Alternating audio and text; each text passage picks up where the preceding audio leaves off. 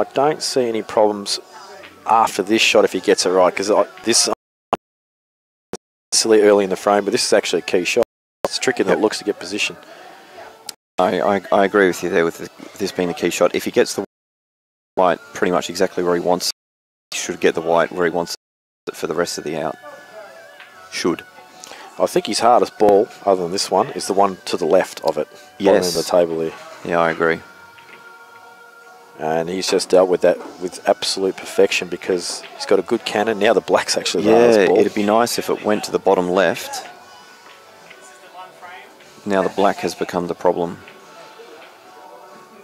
Pretty sure this red that's in the centre of the table near the yellow, I think that's actually far more available than what it looks on camera as well. I'm pretty sure you can get into a pretty decent area, the centre of the table there, to pot that. Like I reckon that's actually fine where it is there. Do you reckon he might play the one long now? No, the angle's no good. He would like to play the red to the middle, to the right middle pocket, and then the red up the top of the table, but the yellow may block that path if he plays the red to the middle now. And if he actually tries to screw off this red, he may actually kick the yellow up towards that red and potentially block it completely, like smother it. So I think this is actually the right shot. Go on my first option. A good little cannon on the right-hand side of the red here, at the middle of the three, would be absolutely perfect. Oh, and he's missed it.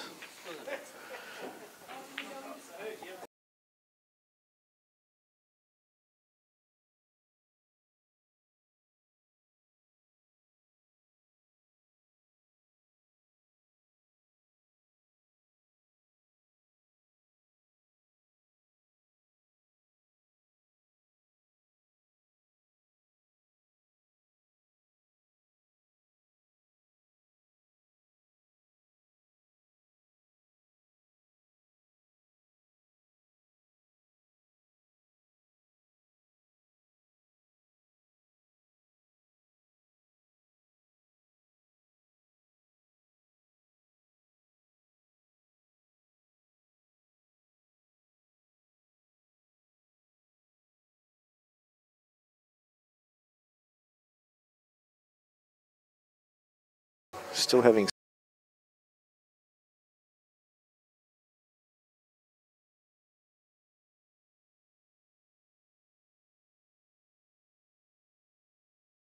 What's happening here? And away for a second of the whites on the... Jamo played a very good containing safety, and Craig may be forced to come side cushion first and try and flick this red in and come around the angles and weave a path through three yellows for the ball in the centre next. Very good shot from Steve. On the other table we've got Nick, looks like he's got control. Oh, that's not a great shot. Oh, yeah, he does have the yellow up the top there. Yeah. But the question is, does that red that's sitting near the nameplate, does it go inside the yellow? Looking at the table, I reckon it's a chance. I don't reckon it does, because Nick's actually gone after. He's played that shot extremely quickly. Geez, he's played that well. We're going to find out if it goes inside in a second. But I'll tell you what, if I'm Butters here, I actually smother that yellow. Looking at the table here, I don't think it does either. But I did call a shot last week that I thought wasn't possible, and it turned out to be very possible. You played it. You wouldn't have known. I actually did go back and watch the replay because I did want to see some of my chop-ups. It was very unfortunate footage for me, I felt, to glorify myself in sensational play, because every time it flicked over to me I was miscuing or chopping up or doing something stupid. So not one of those. I ran about 5 racks in a row there in the middle of the match and not one of them got seen. Did you? I didn't know. I think Pete's accidentally fouled there. I think he tried to smother Nick's yellow to buy himself some time. Oh no, well, he hasn't called foul Snooky yet, so I think Pete did not foul. Meanwhile, Jamo has missed it was a tricky yellow because the white and yellow were so close together. But he's given Craig a big chance here to extend the lead.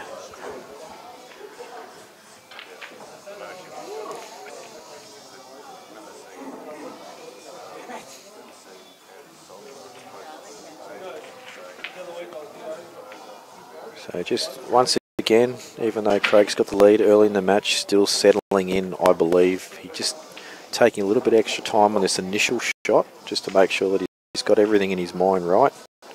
I like this about Craig. I like the way he does this. A very, very good clean pot.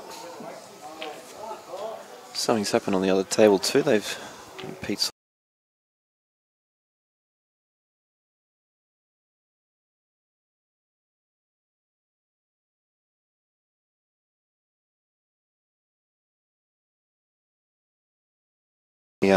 make a massive difference.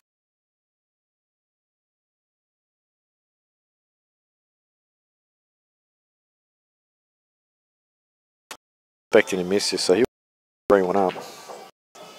Oh, I did decide to have a bit of a look at the jaw.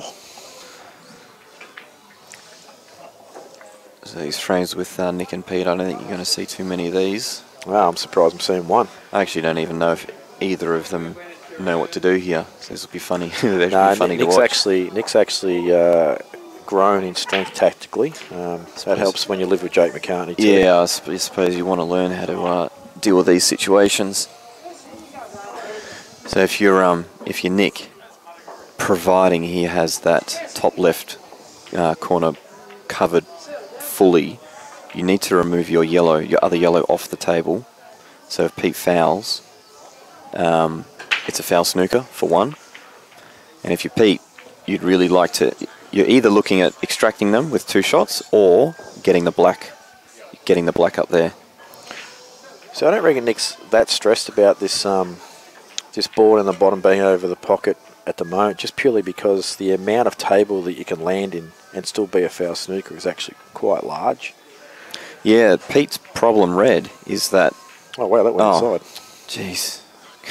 Now the black will be certainly, without a shadow of a doubt, played up the top, and safety on the yellow. If he gets this right, this is an absolute turnaround of frame. His weight looks good. This yellow has to drop. Great shot. And that is how you turn a frame around, ladies and gentlemen. So, so Nick's really let that happen. Really shouldn't have allowed that to happen. If you're in Nick's situation there on yellows, something he could have done on his previous shot is put the black towards.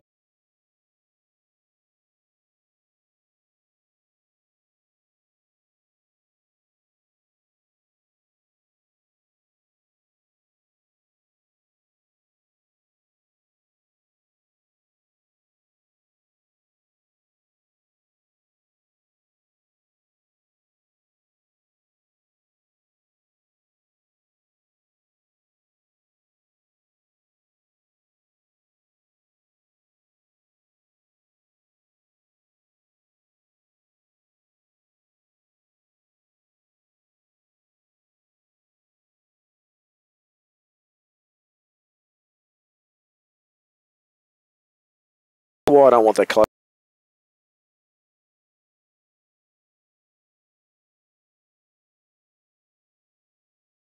You've got nothing to open your... You're just giving it.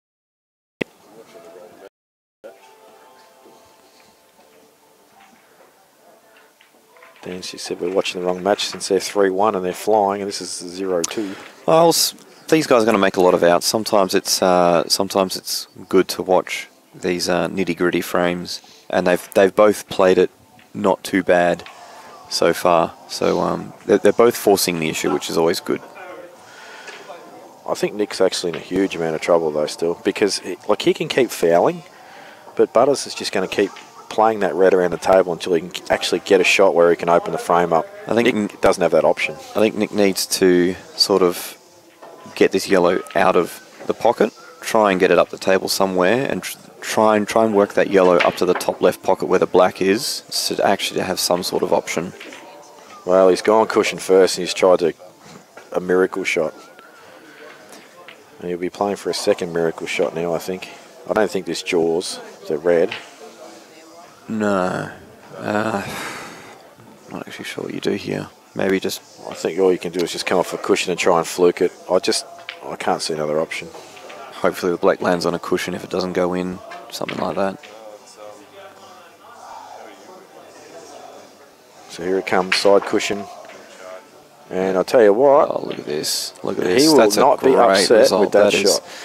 That is the absolute dream result. The black has landed in a position where the white, you can actually pot at most of the table, and killed a red, and not really left Pete with a real simple safety shot or pot. No, the shot to play, and this is very difficult, especially on these tables.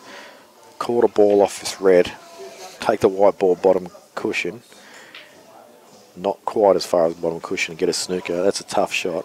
But I really think you've got to play this ball he's playing now and come around the angles, bring the white ball back up this end of the table. Yeah, you're just getting the white to the bottom left. What's he doing here? He's stunning the table.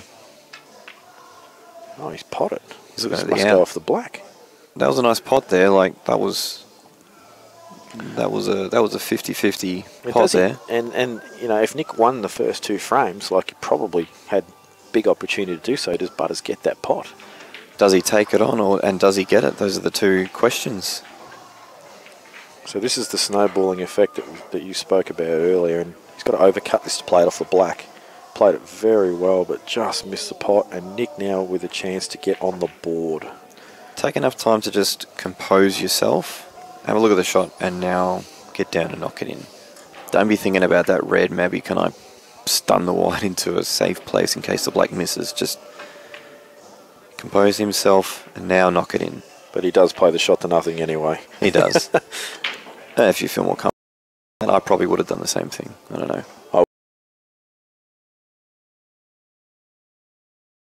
I left the white ball last shot. Nothing wrong with leaving it there again.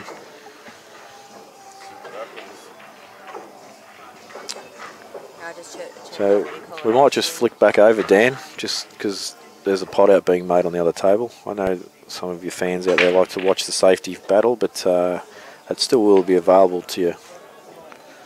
See on the bottom right of your screen when we flick over. I just watched Dan do the technical work there, so I might be able to do it next time. So Nick's actually still got two. If the feed all of a sudden drops out, it's my fault. You'd want to have two, considering where that red is on the bottom cushion. These, like I said, these are not big pockets. That red on the bottom cushion, you want to hit that pretty sweet and hope it doesn't roll. I actually didn't want to leave it till last though, Robbo. No, I'm just talking about just either way. Oh, that's not actually the most amazing angle in the world to land on it neat. No.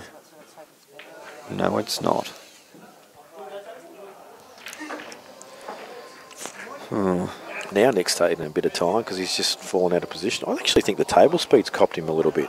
Man, it's the new balls Pete was talking about. Could be.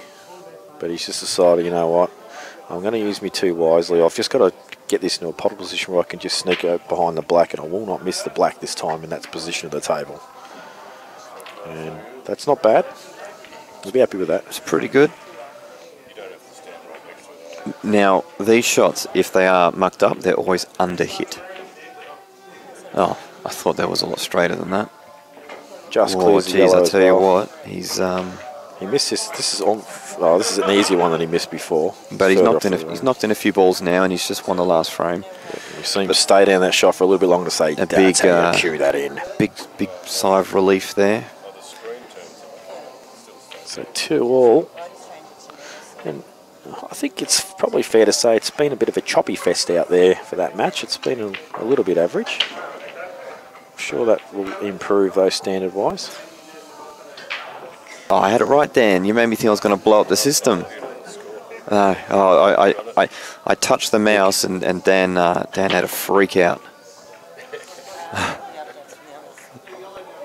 So this safety battle has progressed a little, with yellows gaining some pocket control, and probably more soldiers on the battlefield too. So if it's me, I prefer to be on yellows here. Definitely. Well, when I looked at the table last time, a few minutes ago... Oh, he's got two. Oh, okay. Jeez. How this stuff happens. Well, he may have to sort of screw the white sort of onto the rail and play the red that's on the left-hand side of the table to the top right-hand corner pocket, and then the other red in the middle of the table to the right middle. Yeah, I don't see another way out, Robbo. The thing is, you've got to be off the rail when you play that second ball. Yeah, it's horrible. He's going to put over the kick. Happy I'm not out there. He's actually he's underhit that by some margin. He's actually tried to force him to play the yellow over the pocket, and made a bit of a mess of it. And that's what happens when pure potters play safeties. They don't get the pace right all the time. It's actually hilarious watching some of the best players in the country try and play those shots that are aggressive. Hi, Benny Noonan. No chance he's watching this. No, but someone might tell him. My phone might ring soon. Don't know if you could reach around to your pocket with all your mad gains. Mate, that's an easy reach, that one. You see, your quads are too big now. You need bigger jeans. Yeah, well, when I looked at the table a few minutes ago, reds and yellows, it was about even money, so I couldn't really pick who was in favourable position, and now yellows are in massive control. Yeah, another good shot there from Craig, just making sure that things aren't going to be done Steve's way. So we've got some scores, thanks to Jojo of the non-qualifiers matches. Quarterfinals, we've got Mick Scary up on Josh, 5-2. Dale Watson up on Chuka 3-1. Zuppa up on Kevin Melick 3-1. And Pikey up on Steve Thomas 3-1. My predictions for those match was Mick to win against Josh. Thought Dale was going to beat Chuka. I thought Zuppa was going to beat Kevin, and I had Steve Thomas to beat Pikey. So far I'm correct at 3 of the 4. I would have actually gone with your first 3. In the last one, I wouldn't have actually been able to pick a winner. Yeah, close one there. Steve Thomas, yeah, handy player. Missed out on 8th spot by 1 frame, 1 point behind Timmy Shelton. Bottom of your screen there, Nick's actually just tried to play a very cute shot, rail yellow pocket, and caught the yellow thin and killed it. Cute shots don't often turn out very well. Now Craig may actually look to commit here depending on this shot. Oh, he's just flicked that yellow to miss the cannon on the black. He's landed on this yellow to the right middle. I do. Where does that yellow go next to the black? And there's a few problems. Yeah, I mean he can, depending on how he feels, he can commit to that ball in the middle if it's a full pocket, go off back row and go for the cannon, but it's low percentage. And so he's basically decided to keep the brakes on. Yeah, it's a good shot. What a lot of people do in these situations when they try and play a safety, because there's no pocket to cover anything like that. They try and play something too aggressive, too good and creative, and end up mucking it up big time. So sometimes best to just do just a little something, and that's pretty much what they're both doing.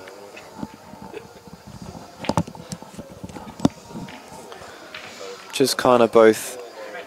It's almost like a tennis match where they're the late stages of a tennis match, and they're both sort of just keep hitting it in, hoping the other one will just sort of hit the ball into the net. Neither one of them are doing anything too aggressive. They're just sort of just chipping the balls around, waiting for a good time to strike.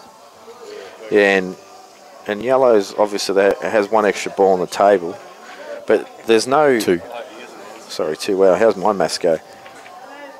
Oh, that's actually not amazing. If that Jackie's not on, that's a big error, because Reds are a couple of shots behind in this frame, and that might just give him a little bit of time to. I actually still don't really know what he can do. Well, he can really only just keep promoting this red over the pocket. The good thing and the reason I actually thought that was a really bad option is because now that Steve can continue to promote this red over the pocket, Craig actually has to hit a ball that is obstructing one of Steve's reds. That's it. So that's why I actually thought bringing that up the other end of the table was a bad shot. Yeah, you're right there. If Steve just bumps this this red over the bottom left pocket, Craig has to play a shot that promotes a red. The thing is, this is a crazy shot. He's fouled. Yeah. That was actually. I reckon that was just pure 8-ball inexperience there from Steve. Yeah, he kind of had enough of the to and fro without actually saying that in his mind. He didn't actually say, "Geez, I've had enough of this," but he sort of just looked for a bit of an easy. I have no idea what even he was trying to do there. I actually hope Steve goes back and watches this match, because, Steve, the correct shot was to come off the bottom cushion and nestle on that red. Because a lot of people will try and put that red even neater over the pocket, and that is actually a mistake in that situation of frame, because you want that ball to be available again to play the same shot if it's the best option on the table for you. Yeah, exactly. But now Craig will make short work of this, I'm sure, because these are not super difficult, although he's landed in a slightly no man's land there, even with 2. May actually be better to play the bottom of the 3, stun across side rail. Yeah, I think that's what I'd be doing. Again. Although the camera's deceiving me that maybe this was quite easy. But I like your shot. I think, you know, You got 2 shots. if you don't back yourself to knock in that yellow. Well, he's going round again. See, I don't like this. If that goes in off the middle, that's why take on an option. Pretty much the only way you're going to lose this frame is if you fouled. So why play the only shot on the table that you could have actually fouled? Well, the other reason for it, Robbo, is he's actually going to have to play that shot I just said in a couple of shots' time anyway. But now Same shot. But now he won't have a ball. It's going to be longer distance, and if he misses it, he might not land on it. You might even see him pot this and then just set up his last yellow with 2. I think that is what he'll do. There's going to be distance. Yeah, you're right though. He's got 2, so he can just promote it. So the last thing you do on this shot is hit it too thick. Yeah. If you're going to do anything here, miss it thin, and then you'll have it set up for the next shot. Yes, and the black does go to the centre too, so even if the yellow's on the bottom rail, you can have a good little angle just to drop it in and play the black in the middle. But he's played it. Wow, he's actually cued that in really nice, but this black must go in the centre as well. That's what I was talking about with Craig's action. I think he's got a really nice action. Good clean pot. But I think I'd actually rather just have 1 from the last shot and have like the little easy ball in the middle and then just play the black. But that actually went more comfortable than it looked. So good finish there from Craig. Even though we did bag it out a touch. There was a sort of, yeah, sometimes 2 shots actually make that more confusing than what is, because if he had 1 shot there, he probably would have done it easier.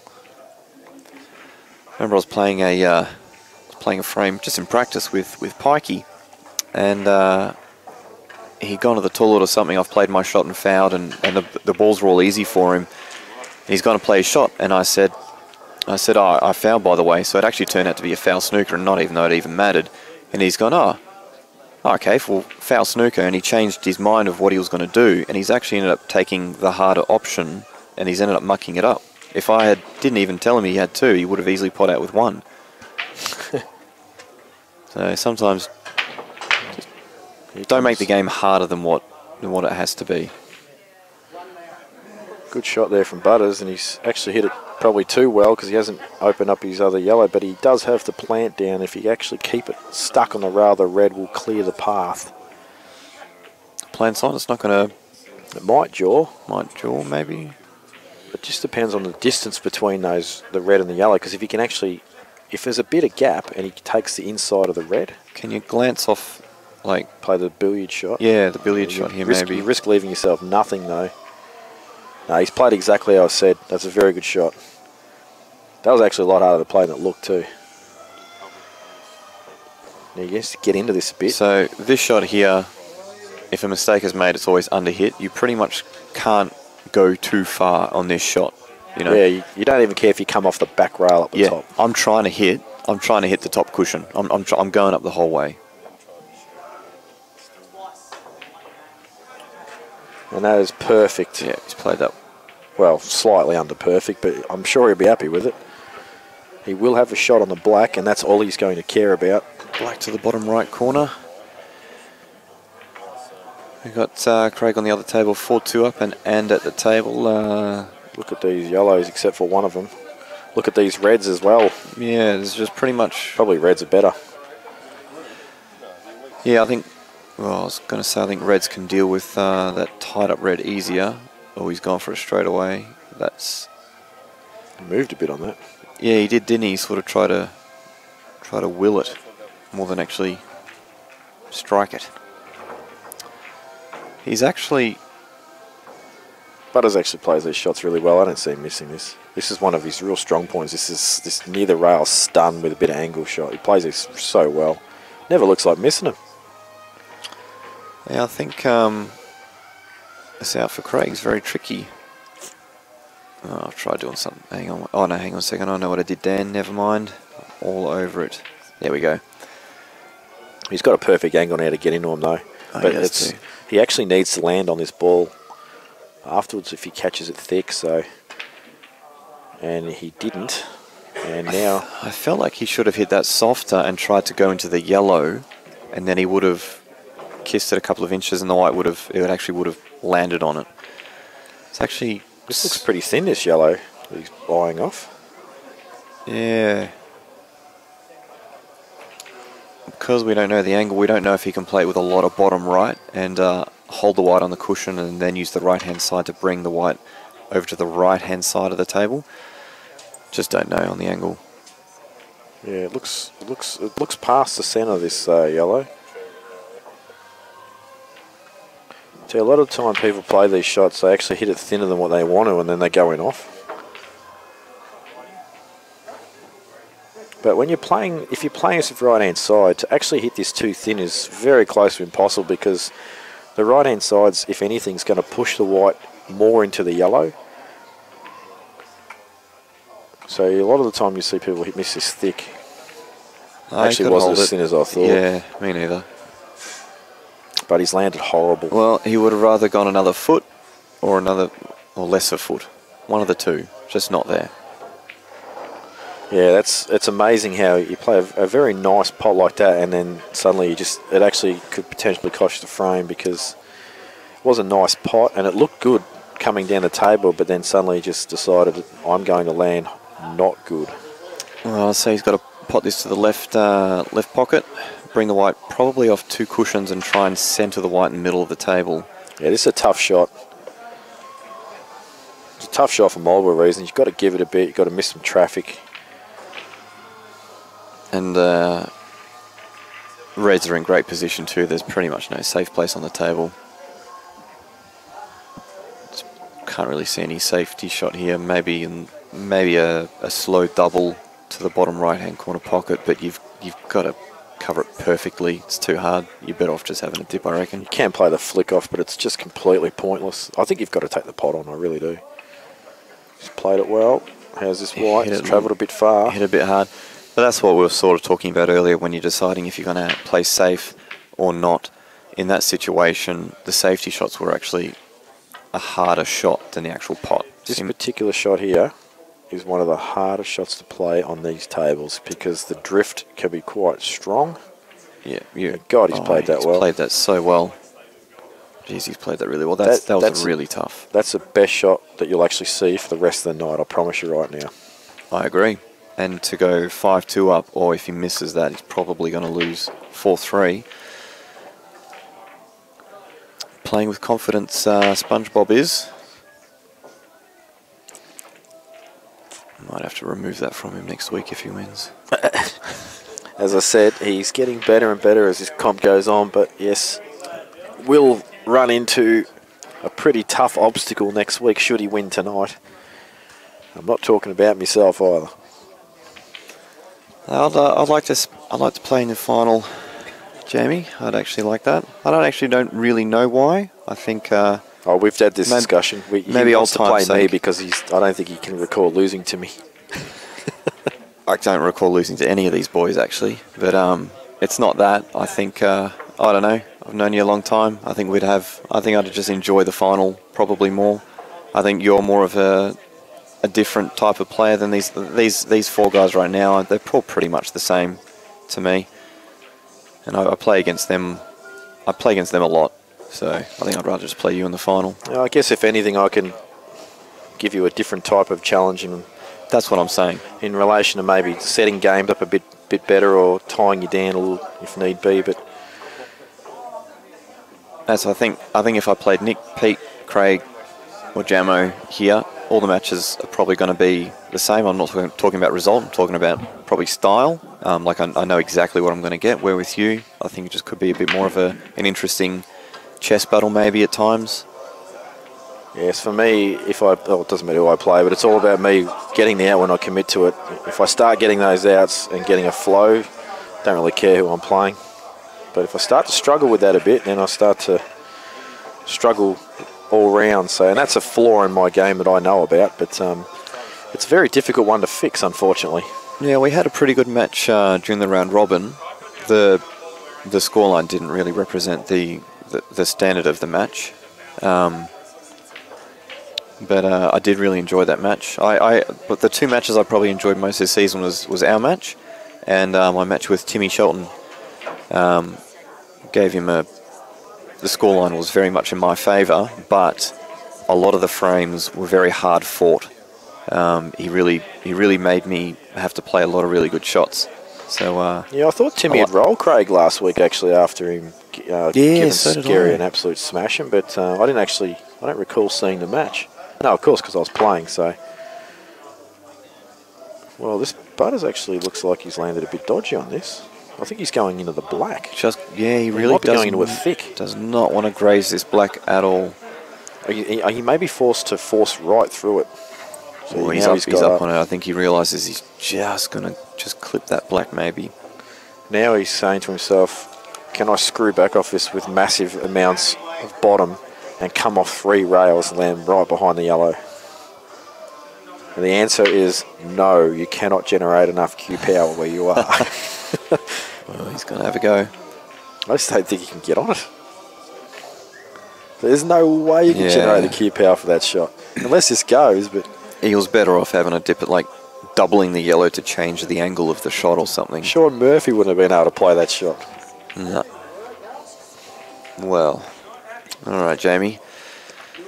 This is probably an example of what I'm talking about. If you leave yourself in this situation, if we were to play, I know I've still got a game on my hands, but I feel these other 4, I just feel like they're just not going to make the right decision here on yellows, whatever it is. And it's just pretty much just well, to be honest, for me here, even I'm having a dip here. Having a dip? I'm having a dip at the double in the middle. I reckon it's on. I'd be very tempted to clip the black onto the cushion and leave the white up to the top left-hand part of the table. That's what I'd be doing on yellows. Oh, look at this shot. God.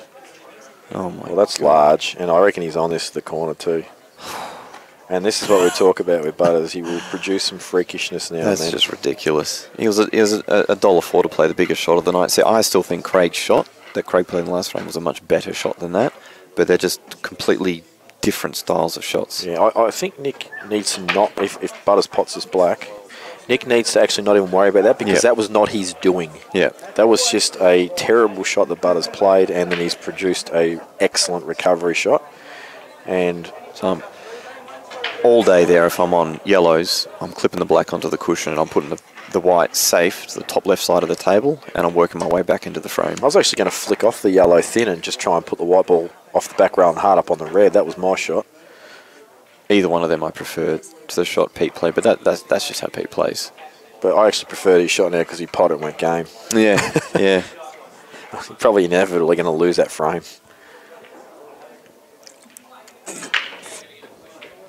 I just always, I base my game heavily around making my opponents always having to do the most work they have to do to win every frame. Yep, I completely agree with that because that's what I do too. So Craig's got himself a bit of a lead here, although probably anyone in the whole room who doesn't seem to give 2 craps about getting belted scoreline-wise and then coming back for victories would probably be Steve. And I'm only saying that because of how I've had experiences of it against him. No, you're totally right. He doesn't care who he plays. He's just as likely to play great against a Rusty Wheeler as he is not a good player. And that's what makes him very, very dangerous. That's one of the reasons why we're all so happy he made the Victorian state side, is because we know that he's going to step up against the Justin Sages and James Delahunty's out there. He's a very dangerous player. I'll tell you what, though, the way Craig's actually playing right now, Steve has to actually take full advantage of every chance because I think Craig's actually playing the best in the room at the moment. Well, you and I haven't missed a ball. What's that? Well, you and I haven't missed a ball. That's actually holding a cue and struck a ball then. But even the shot Craig played 2 shots ago to leave himself nice angle to play that shot. You know, like he didn't accidentally land straight on that yellow and now he's got to do work to bring the white up the table. If this yellow doesn't go, I don't know why he didn't try and go into it. I'd say it goes in very nicely in or over, and then he's on the yellow to the bottom left corner pocket. Must go. I think he's got to go into the red, but he's just got to graze the red. Oh, geez, he smashed that. Oh, He's tried to pot it clean. I reckon it went clean. Oh, see, I'm just playing that in or over off the red. Yeah, me too. I must be an old man or something now. I'm Mr. Steady Eddie. I think what's happened there is he's tried to get in angled where he's nice and straight, and then he can play the other yellow that's in the black up the top. Score updates on the non-qualifiers match. Scary 6-2 up on Josh Boyle. Dale Watson has increased his lead to 5-2 on Chuka. Zupper and Kevin Malik 4-2 to Zupper. And Steve Thomas and Pikey. Steve Thomas, the I never give up ever, no matter what the scoreline is, has got back to 3-all. Oh, so my predictions are more on track. More on track.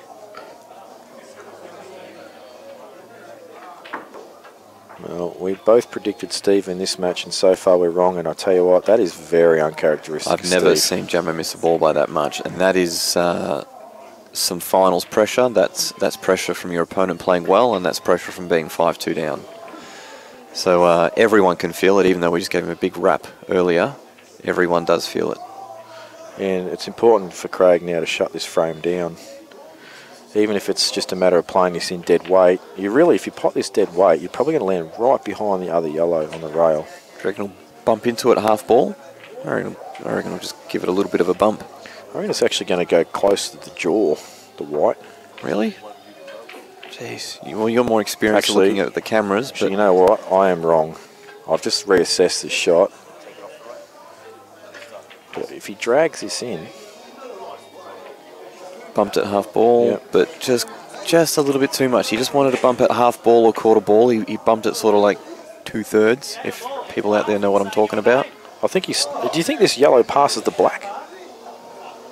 The one that's next to the black, do you think it passes to the corner or not? Well, he's walking around with a positive sort of swagger, so something goes. Looks like the middle of the three is on. No, he's going to cut it. He's cutting the other one down the rail. And that's a great shot. And that is, well, I actually don't know how that missed. Either way, very nice shot, because if it goes in, he's on the yellow to the left middle, and then the other yellow to the right middle, and then the black wherever he wants. I think Stevie's actually a massive show in this frame now. So I actually flick off this red that he's near. You're not even moving it, and you're just going to put the white ball over to the other reds. Yep. Just a containing shot. It's nothing to ride home about to say, hey, I'm guaranteed the frame, but it keeps you alive. What's he doing here? He's going to play a different shot, same sort of thing, but just misjudged again. I don't like that at all, because it gives Craig options where your shot, Craig potentially would have had no options.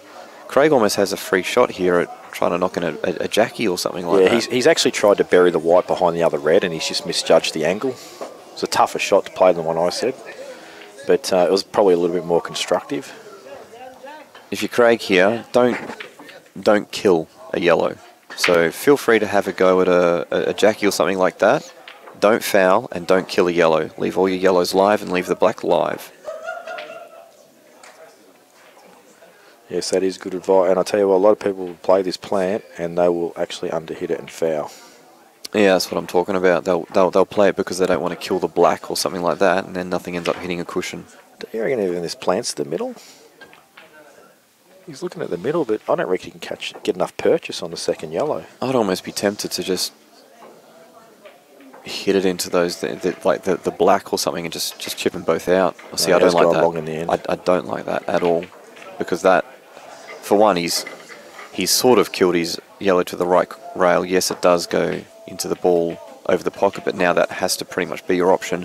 But that other yellow, that could have landed anywhere. I'll tell you what I saw happen there.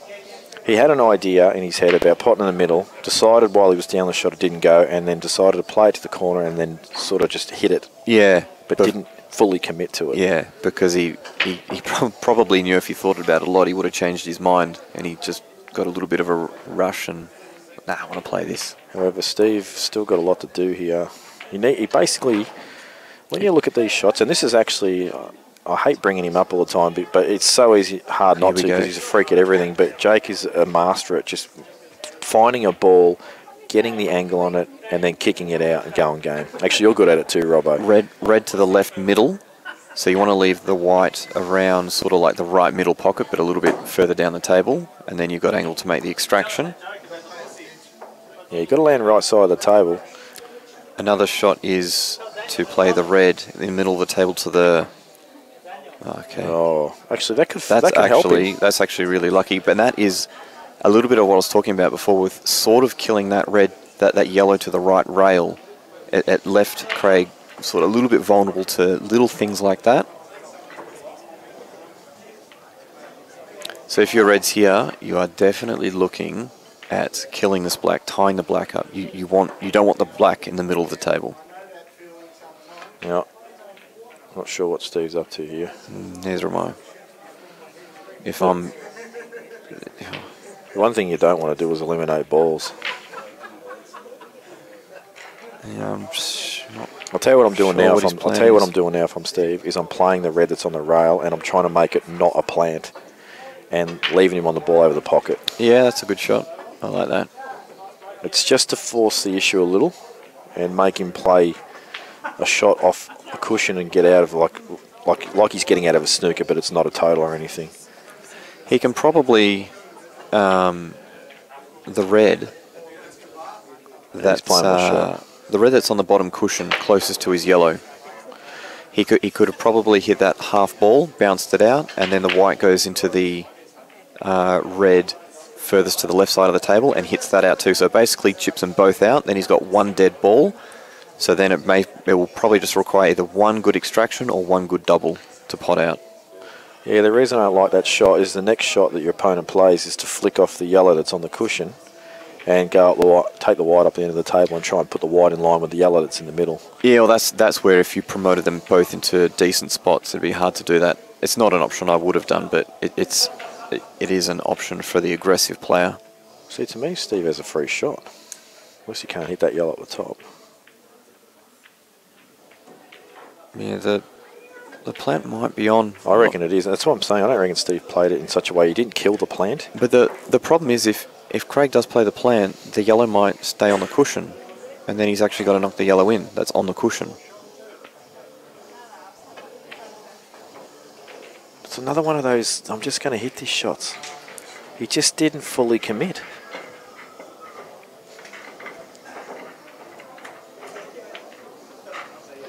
I am probably going to pot the yellow over the hole here if I can not leave a foul snooker.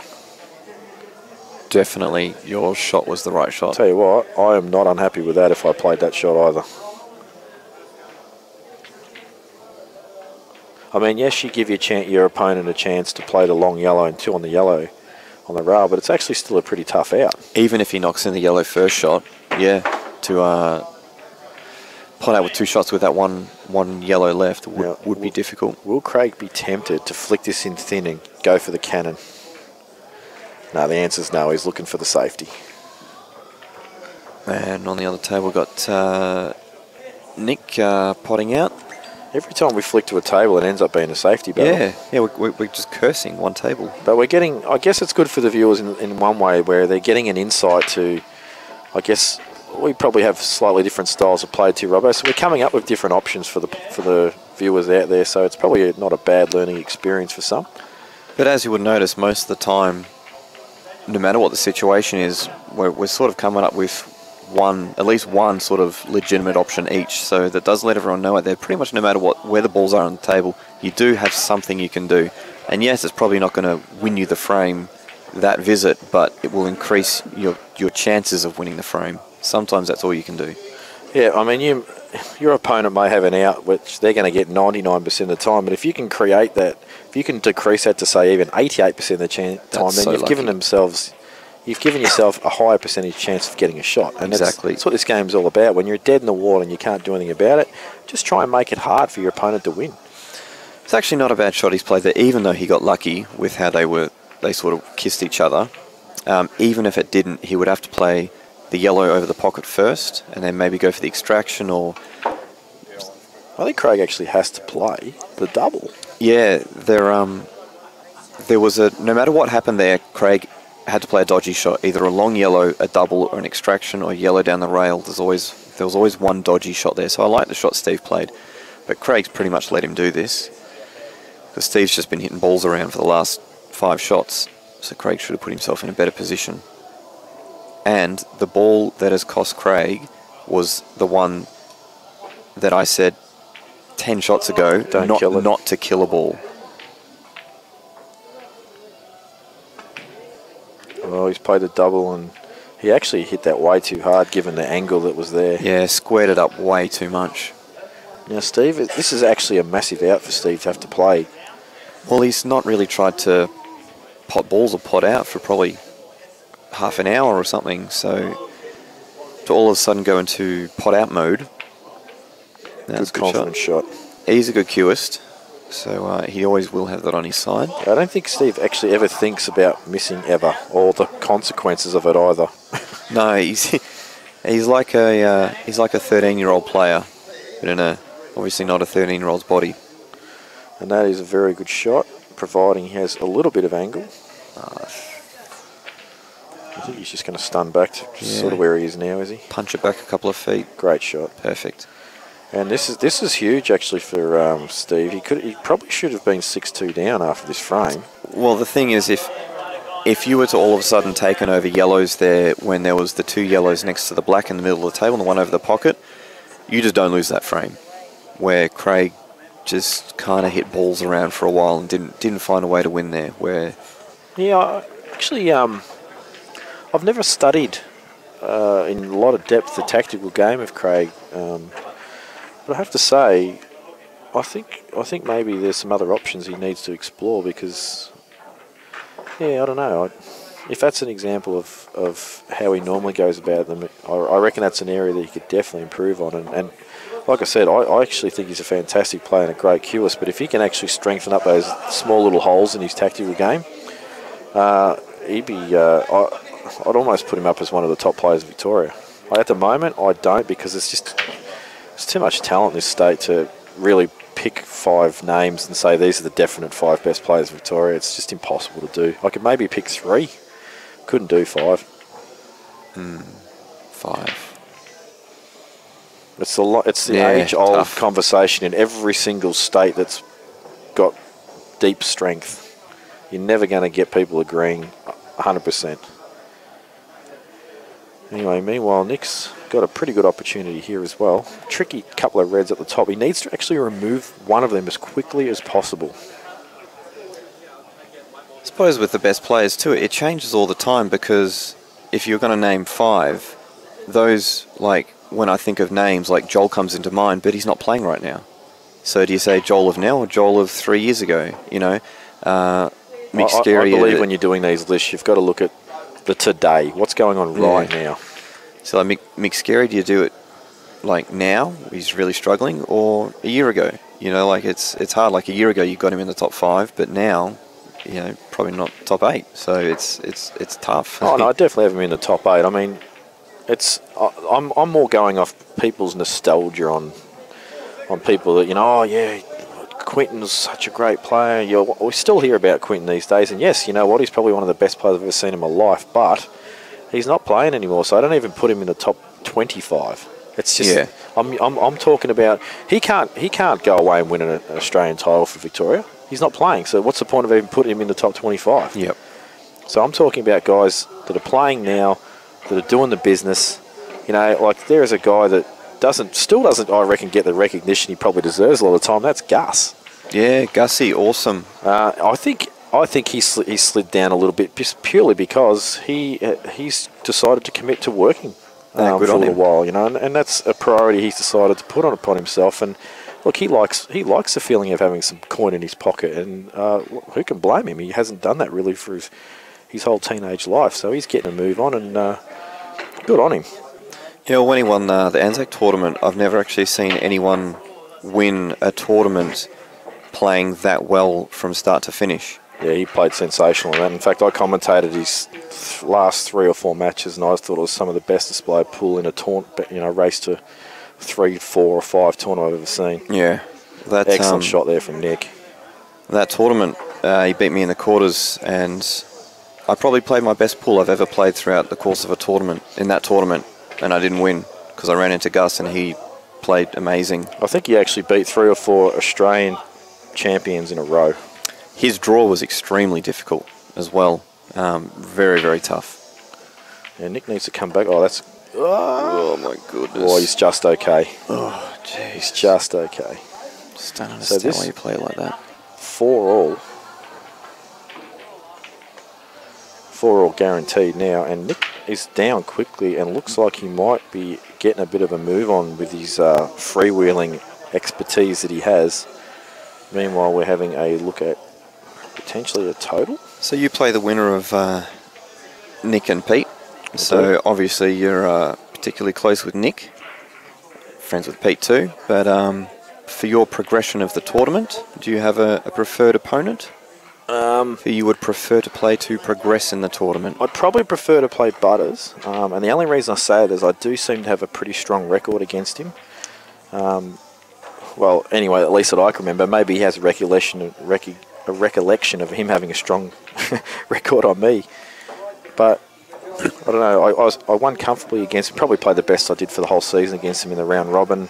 His style, I guess, can be trapped by mine a little easier. You know, if things aren't working for him on the night. Whereas I think Nick can pull up a little bit more. Like, he tends to pull up a bit more, whereas Butters refuses to pull up. So I think that suits my style, providing I am not playing like an absolute goose. I agree. Well, it was a nice break there by Pete. He did stop the white in the middle of the table, but then it got bumped up the table and dry broke. So it was actually a good break, but no joy. And that happens. Don't get upset about it. It's going to happen. And I tell you what, it's going to happen to your opponent as well. So don't be too fazed by it. Actually, didn't see what happened on the camera table, though. Did someone go in off? I actually wasn't paying attention because I was looking at the bottom table as well. But I think the white's just been put there. I don't think there's 2 shots. If he picks it up, you know he has, but... If Nick pots this, I reckon. Oh, jeez. So Craig's actually on yellows. And a safety shot was played. Oh, no, he's got 2. Nick's tried to pot a yellow there, but it didn't actually look like he tried to pot it. But he did. Oh, Craig's going the aggressive face cut double into the pack off the back cushion here. Tell you, if this comes off and lands right, he'll be feeling good. Although, if he hits this yellow flush, that yellow, that top 2 of the reds, oh, well, he's gone that way. I'm just not going to bother finishing off my sentence. There's no point anymore. But he hasn't given himself a real simple out from here, which, when you've got 2, you really want to look at trying to find a way of either taking control of the frame at your first visit before you have to actually use your second, or developing the balls in such a way where you actually can pot out on your second visit. He actually has done neither there. I'd take your first option there. When I looked at it, I thought too much has to happen here, even with 2 shots for this to go right. I would have done your first option and looked at maybe trying to promote a couple of balls and play a nice little... Yeah, I was looking safety for control of that frame too. I just didn't get a chance to analyse it enough because I was too busy trying to talk about what he was trying to do. Well, I thought Nick missed in the bottom and left Pete in, but Nick's back at the table, so I don't... Look at this shot. Oh my big shot. Goodness. Would love to have cleared the yellow. That's a great result because he's on a couple of reds. He's got a double. That last moving red did block the other yellow, the other red. So you might even actually take it now. Tell you what, I reckon he's pretty close to an angle to actually kick the red off the rail. And I actually think if you take that shot on, it is the wrong shot. You need to land on that red that you can, and otherwise you're probably going to be blocked on the rest of the balls unless you catch it top side of the red. Play the red to the top left corner pocket, bring the white off a couple of cushions, and you'll have a long shot to the reds that are in the middle of the table to the bottom left corner pocket, and then the white will come over to the right and extract your ball on the rail. And you need to get perfect full or half ball contact. Yeah. I still don't mind the option. You're going to have a long shot on this one. Bring the white off 2 cushions to almost the middle of the table. Well, he's listened to me. Yeah, no, he's definitely playing it. Here we go, and now the extraction.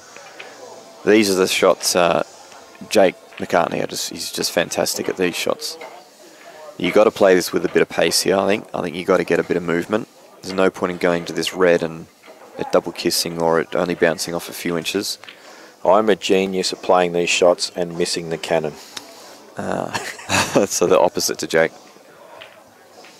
Or catching it like thin. Oh, okay. Well, rule 1, make the pot. Because if you miss the pot, the white's going to go in a different path than what you think. Yeah, he gets a pot there, he probably gets a cannon. But now, Steve, big chance to close the frame out, go 4-5. And as we spoke about earlier, does not mind having to close deficits. Nick's, I don't know if he's still potting out on yellows or if there was an exchange of visits, but he's looking good. No, he's still potting out, and he actually played that really crap, that shot then, but he should still be okay. Should pot this black. Nice shot though from Steve. That actually, he actually played that better than it looked, but he's landed a little awkward. Just anywhere but near that black. Oh, here I am bagging Nick out, and I didn't even see that yellow at the top corner, so yeah, sensational shot there from Nick. When you said it was a bad shot, when I saw him first play it, I thought, oh, that's right, he's opened up the black a bit more, and you said it was bad, I'm thinking, oh, maybe I didn't see something. No, just my old age eyes not allowing full vision of the table. I mean, that's a very small little shot down there. Robert, how am I supposed to see out the other end of the table? Oh, nice shot. Great shot there Great from shot. Jamo. Well, he's pretty much got to do the same thing again. What he did then, he's just got to do that again. I actually think he's got a little bit of angle going down. I reckon he'll be playing this black in the bottom left. Oh, well, there you go. I've actually got a bit more used to the cameras. Yeah, you've got 10,000 hours in on camera view. This is what happens when you don't go to the business centre tournaments. You get to spend a bit of time on the mic. Well, I was gonna say it's actually sort of a fun feeling commentating, and normally when you're commentating, like you said, you're out of the tournament, where this is actually sort of a bit of a luxury for us. Look at this, Nick's potted ball for break. He wants reds, and it's just a horrible lay. Can play it long. Play this red that he's closest to now to the bottom left corner pocket. I say bottom left corner pocket because when you look at the TV, the camera, that's like the bottom of everybody. Bottom of there. Everybody understands it. It's all good. Or do you say top? No, we always say bottom. Because in snooker, it's called like, oh, I didn't know you do that. In snooker, it's called top, like top of the table. So I think people know what I'm talking about anyway. And that shot there was loose and rushed and needed far more attention than it got, because if Butters actually goes out here, which I actually expect him to do, 5-all to 6-4 all of a sudden, and that was just, and this is just the sort of thing I made comment about Nick playing the odd loose shot in a frame or a match that actually costs him matches and frames. That was an example there. It didn't pay it the attention it deserved. Sorry, Nick, I'm giving you an absolute caning for that shot, but I'll guarantee you right now, if this was last week and Jake was on the mic, he'd probably be saying the same thing. No, I agree there, and that's pretty much what these four players are still. They've got all the skill, but it's just little things like that they're doing that aren't getting them the chocolates in the tournaments or the consistency that they need, because they've got the skill. And I'll tell you something else, Robbo. Whoever commentates me last week, because I'm a pretty hard taskmaster when it comes to commentary, and I'm not afraid to say the bad stuff about the players, yet I haven't had really much crap hung on me. It's about time someone took the bit between the teeth and hung a bit on me and give me a hard time for all the chop-ups I do. I think Dan the Man's he's away next week, covering a tournament. Dan, or are you just lazy? The World Billiards. Oh, how can billiards take priority at 8-ball? If there's anything this man is, it is not lazy. He's doing more hours than anyone. I'm sorry, I've lost all respect for Dan. He's put billiards as a priority. So I don't care if it's world. So, Jamie, if you want some people to give you some crap, then you'll have to win next week, and hopefully people can give us both a hard time in the final. All right, I'll accept that challenge. But meanwhile, Butters is doing what I expected of him, and that is running this rack, but he's just left himself a touch tricky. See, but what we think is tricky is standard for Pete. Yeah, Butters is probably over the moon that he's had to get that out. Yeah, it's just Pete has... Look at this shot. That's a That's what I'm super talking shot. about. Pete has a checklist of shots he needs to play in every match. It's a Marcus double, an extraction, a masse, get out of a snooker pot, a ball in, which he's actually done. What else? Shot with the rest, the bridge, around the back, and 1 foot hopping blindfolded. I'll tell you what I want to see him do. I want to see him cue a ball off his left side. I think we did that a few years ago at He Prince's. actually did, and he missed the pot by about 3 foot every time. Lucky to hit the white.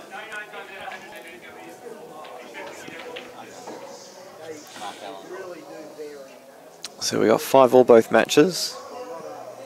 I was pretty sure we were going to get all both the matches very close. And that is not bad. That's good. Would have liked to have been, if you want to be real pedantic, a bit straighter, because he could just run right through. You actually want a fair bit of angle here, like that. So you can just pot it thin and just glance the white back over Now there's the a table. perfect example of how we looked at that shot differently, Robbo. Your option there was actually better than mine, because I was looking at getting on the side rail and stunning across. Whereas that, you don't have to actually, you don't even have to be able to make sure you cue the ball well stun. You've just got to let the white ball run. Yeah, sometimes the stun shot you're talking about, you accidentally get a little bit too much bite on it. It might come back a little bit too far. Or not enough and you go into it. Yeah, stuff can go wrong. So the shot, I've just learned something there myself, so that's good for me. Meanwhile, a ball just got missed. But by who? No one's. It was by Jamo, because Craig's miles away from the table. Only the Gemmo had 2 shots on He reds. did have 2. Oh, no, he didn't. No, because he's on yellows now. Okay. No. So Craig just probably disgusted with himself and just ran from the table. So a little bit of momentum shift from a few frames ago when Craig had that frame in the bag and didn't quite make it. Now Yeah, this will be 3 in a row if he does run this rack. And these are the sort of... I actually call Steve a mop-up specialist, because he rarely misses these sort of outs when the traffic is being cleared. that's a very nice shot there. Big fan of that shot. Yeah, perfect. That was the hardest ball, and he's landed fat on it. That was the key shot there.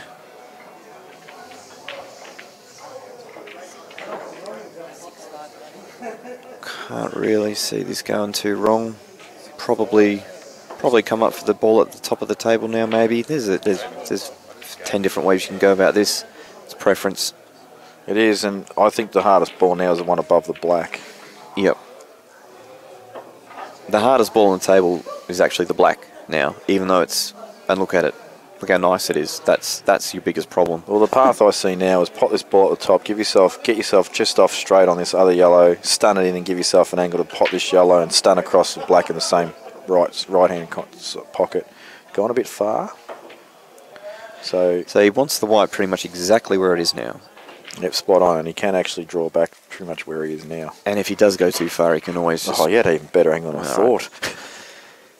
So, there was not really any problems there. We're just trying to be a bit dramatic. If that black, where it is right now, is your biggest problem when you're potting out, you don't really have any problems. And as you can see on display right now, such a good, clean striker of the ball is Steve Jamieson. And like I said, when he gets going and he starts to flow, it is actually danger for your opponent. Is it 6-5, Dan, or is it 5 all, I reckon. Apparently it's 6-5. Oh, this one? Nick's there. We might double check. Might just call him over, make sure. What's the score? Okay. Jojo right? Yep. Hate to say this, hope she's not around, but yeah, Jojo's really wrong when it comes to that stuff. Yeah. Shouldn't really bother questioning it. Don't want to get a big head though. Big break there from Steve. Nice break there. Bit of a timing break there, like a nice, good timed break. And a little unkind with the clusterage, but he can actually deal with this straight away if he wants to. Just can go wrong if he obviously the shot you're looking at is red to the top left corner pocket and sort of go in for the big extraction maybe, but yeah, I don't need to can think it go needs to wrong. be big. I think if you can catch the yellow on the bottom side or the top side as you're looking at the screen, you might be all right here. I'd be tempted to almost play it a bit tricky, like with like left hand side and come into the right cushion, and I think he might be doing it my way. No, your way. Oh, look at this. No, your way, and much better. Needs to just get the wide out though, so he's got a shot on this bottom right hand red of the three. Just a quick score update while Steve addresses this. Actually, he's getting a move on, so I might wait a sec. No, he's just going to take his time. So score updates on the non-qualifiers. Scary has just blown Josh out of the water. He's 10-3 up. Probably can't see him losing from there. Dale Watson 6-5 up on Chuka. Chuka's made some inroads. Oh, a bit of a comeback. Kevin Malik has clawed his way back to 4-all against Zuppa. And Steve Thomas has hit the lead 5-4 on Pikey. So all close matches, just one frame in it or no frames in it, except for the current Australian champion doing the work in the non-qualifiers tournament. He's in angry mode.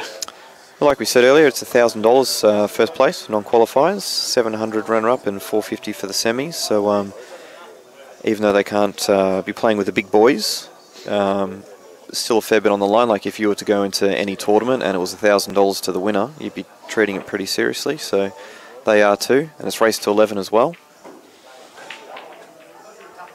Now, this black, I have to question what his plan is for it, because it doesn't go anywhere to the obvious pockets, which are the bottom corners. And I think Steve's just thought to himself, what am I doing with this black? Does he play the red to the right middle with top, come over to the other side of the table to play the red to the bottom right-hand corner of the pocket, and then try and play the black to the middle or something like that? Okay, this red's on. Yeah, this red goes. That wasn't a worry for me. I'm still trying to work out how he's transitioning to this black. Well, that's right. I think if he takes the option I suggested, then he can land high on this red that he's aiming now. That actually, or just, ooh, tell you what, that's not bad. That's very good. He can actually screw off side rail here and get behind the black for the same centre. You might play this with bottom and maybe just a little bit of left-hand side, depending on the angle. Look at this shot. That's where if you play that with just a little bit of left-hand side. Cannon the yellow on your fat. That's it. Just would have kicked it down the table just a little bit more. Just that you only need only a little bit. But I think he'll still take this. Tricky shot. Yeah, this is to take the lead for the first time in the match. Big shot coming up in context. Tough shot. I think he'll take the cut onto the middle and just kill the pace of the white with hitting it low. Yep, he is. Tough shot, this. Do not underestimate how tough this shot actually is. I tell you, that has curled its way in. Wow. It just hasn't hit hard enough. That was missing by. It was definitely missing, and the table really tried to help him out there.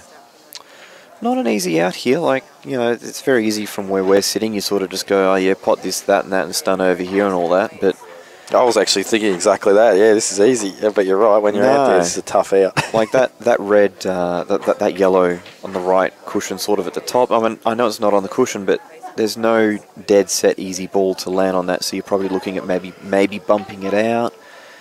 You can't take it early because there's a yellow blocking it. I think it's your last ball, Robbo. Probably is.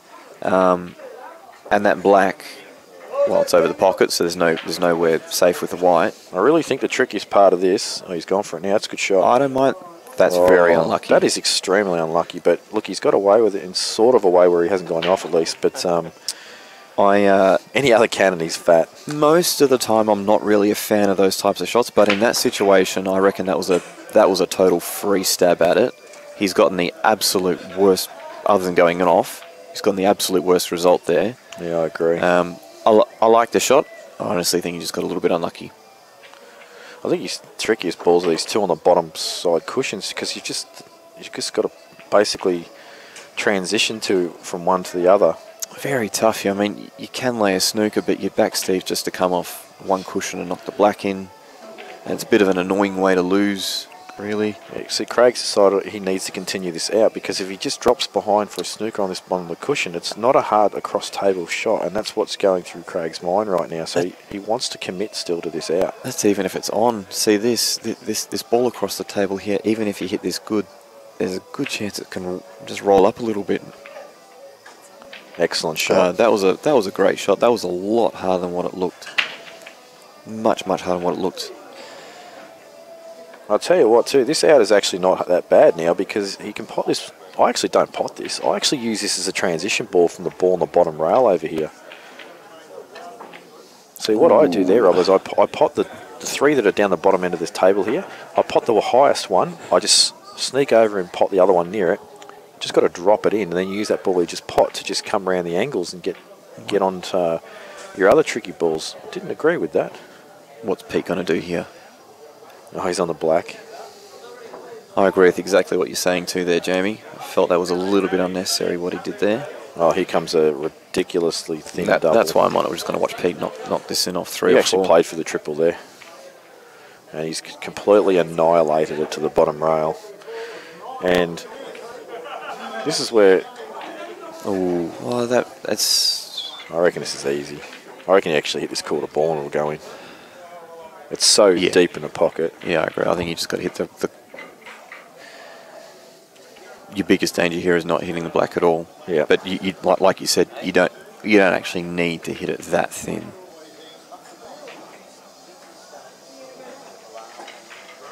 In off to the opposite middle pocket's probably... No, there we go. Like that was almost half ball. Yeah. That was easy, like you said. So I think Craig just... Yep. I reckon he went the wrong way there. He could have actually made that a series of much simpler shots, but anyway, it's water under the bridge now, and the score lines are both the same. And Nick, so this is where I'm not afraid to snooker, buddies. I'm laying up all day here. I don't think there's any reason why, if you're on yellows here, you should be having to knock in your last yellow and land on that black to knock that black in down the rail.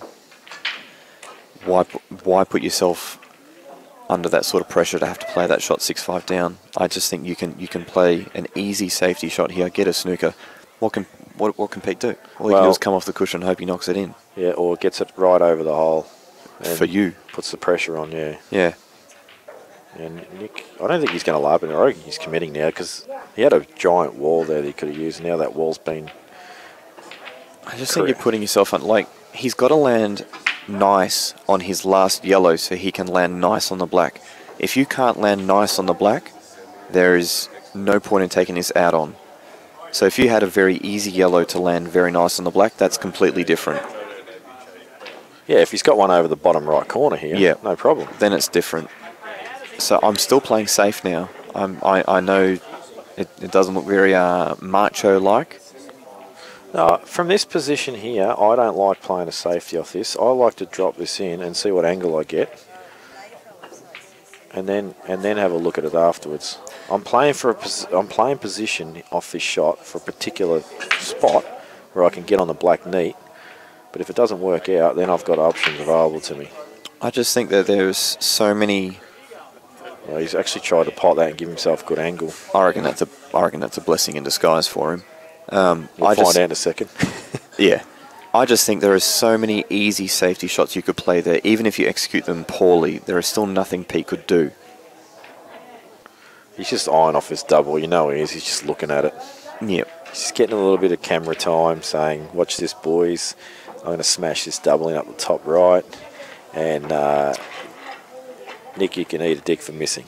I'm just probably... Oh, nah. I mean, if you're on the black here, you've got to take the double on. You have to do it, and we know he's going to take it on. And he's not me. I'm just leaving the black on the cushion. Really? I'm just softly bumping. See where he's aiming now? I'm hitting there, but extremely soft, and just leaving it on the cushion. He's missed that by a mile. See, Liz, now you just stick the frame up. The shot you said though is just delaying the inevitable with that yellow over the bottom pocket. As we just said earlier, we're going to commit to that out with that ball. I'm telling you, that black on the rail on these tables will get missed half the time. Oh, absolutely. It's going to get missed on any table most of the time. Yeah, exactly. So why take on such a shot like that? I think if you flick off that, you're just going to be left a very similar shot with that yellow. That's your opponent, over the top corner pocket. Your opponent will have a go. They're not going to play safe. They'll try and knock that yellow into the left middle, and then they'll try and hold on the black off the yellow on the bottom right corner, not land on it nicely, think, ugh, well, I don't want to go into a safety battle here with just the black, and then they'll try and knock it in down the rail, miss it, and go, ugh. Well, I've just told you I wouldn't have done that. I'm telling you what people do because I do it to them all the time, and that's just what they do. People take the out on because it's the easy way out. Oh, he's actually tried to just use a bit of side to get neat on that yellow, and he's just hit it thick. And Butters has been given a strawberry. Yep. And that is 7-5. I'll tell you what, that is potentially match turning that. As in Yeah. like a blow, well, not blowout, but like can cost the match, that stuff. That's 6 all there. So Nick would be filthy. I say, Rob, I'm a bit surprised that last season when I was watching the coverage, and I think maybe I did a couple of hours here and there in commentary, I can't remember. No, I didn't. But you actually pulled players in the middle of matches and interviewed them. No, Yeah. I did do some commentary 'cause I remember interviewing some players. Yeah, the 2 semi-finals matches and the final at after 10 frames. We got them in and just had a little bit of a chat, so the audience could understand what's going on inside their minds, if they got a change of plan, strategy, or how they're feeling.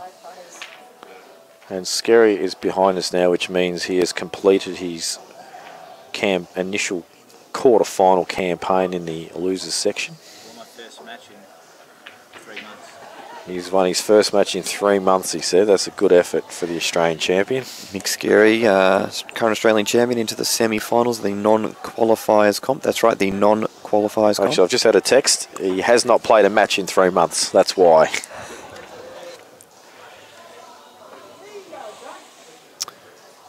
Jamo here. So you've got to be wondering, New South Wales, how are you going to beat Victoria if the current Australian champion can't make the top 8 in a local league?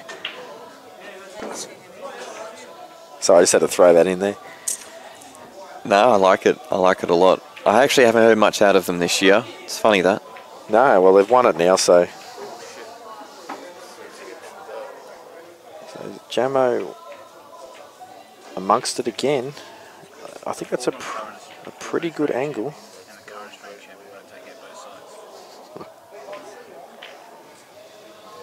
I've got something to say about that. What's that? Mick's just said that a former Australian champion and a current Australian champion are going to take out both events. Oh, really? Got the other guy in the semi-finals right in front of you. I think you will want to have something to say about that. Nice shot there by Jamo. Yeah, the transition to the black, though, a bit tricky.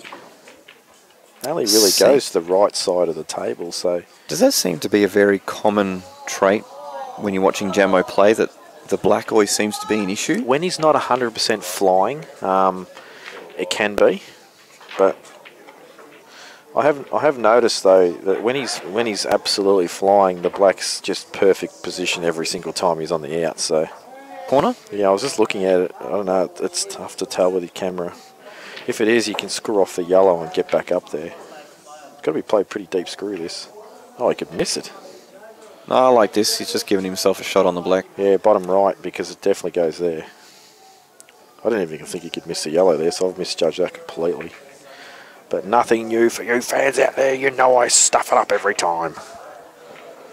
So if you're not sure what's going to happen with the white here, whether you play it with bottom or top or some sort of side or whatever, if you're just not sure, pretty much don't worry about it. So just Play a plain ball, make the pot. If you can't control the white to the point where you're not sure what's going to happen, otherwise that happens. He actually smashed that. Yeah, he's trying to hold the white with a lot of spin and pace sort of thing or something. I don't really actually know what he's trying to do, but in doing it has made him miss the pot by a lot. When you've got a shot like that with a bit of angle, if you're trying to put bottom on the white to basically control the angle, if you hit it hard and it's thin, you're not going to really deviate the course of the shot. So you've got to choose one or the other. Either play it plain ball or play it with like a soft screw action where you can actually get some movement off the white where you want to control it in that way. Can't do both. It takes a bit of time for the spin to actually gain a bit of traction on the cloth. So hitting it that hard, I'm actually not sure. Not sure what he was thinking there. But Craig says, thank you for missing because I want to go 6-all with you. Well, that wasn't the best shot. Still won't be a problem, but... Yeah, I think wanted to be basically half a foot to the left. And you could just drop that yellow in up the top and float down behind the other one. But it should still not be an issue. Just has to do more with the white now. threw out the out.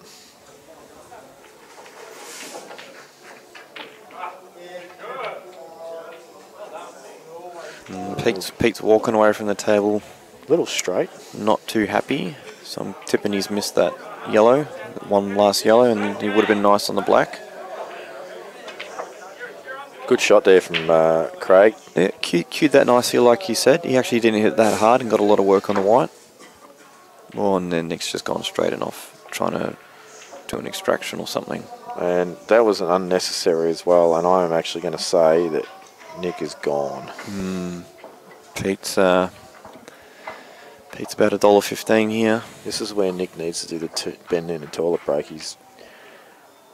I would recommend that Nick, you do break it up with something. Go to the toilet, go to the bar, just go to the car or something, just to clear your mind. Because if you just if you're just staring at the table now, wondering what the hell you've just done, A lot of people get upset when we say that sort of thing because they feel it's a dirty tactic.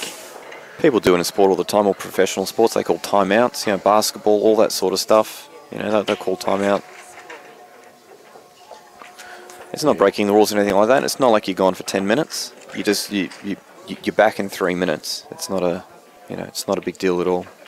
It's not like you do it every time you lose a frame either. No, that's right.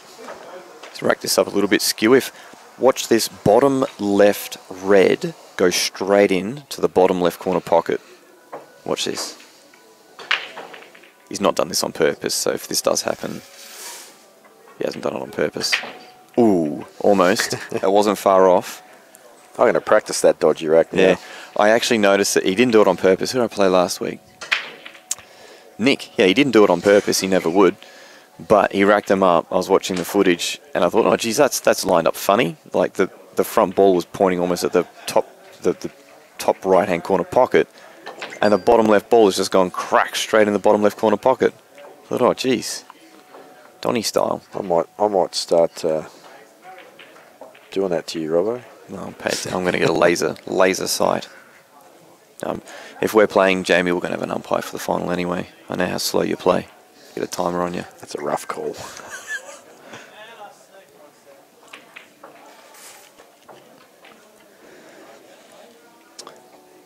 Well, Nick, another chance. Fair to say he's had We might flick more over than to enough. that table because this is definitely going to be a clustered frame. I don't see Jamo going out there either. He needs to actually lay up straight away. Yeah, well, Nick's had more than enough chances. I actually think Nick's had, I haven't watched it in huge detail, but maybe even more chances than Pete. Just misses the red. He's definitely been, I think Nick's been first in more often than Pete, so therefore probably had more chances. If he wants to commit to this out, he actually has to play this bottom ball now and go into that red and black again. Think of the transition. It's actually really awful, even if he makes this extraction. Like the whole transition of the out's actually really messy. It's not too bad if... Oh, he's missed it again. If he had have actually flicked the left-hand side to black, the white floats at the tail a bit, he could have just dropped the yellow in. Dropped the yellow in. But you're not worried about that because you drop the yellow in, you go across the left-hand side of the table, then you've got the other yellow. You can use that last yellow last, and it doesn't matter if the black's near the rail, you actually can get right behind it. I'm always cautious about balls and rails. I fancy myself to knock them in, as much as the next guy, but I really hate, having the black on the rail to play as your last shot. I see so many frames lost because of that. It's not fun. Well, we saw the very first frame of this match lost from it. Yeah.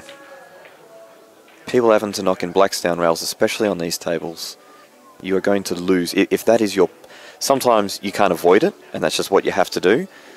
But if things have gone to plan and that's your plan, then you really need to get a better plan.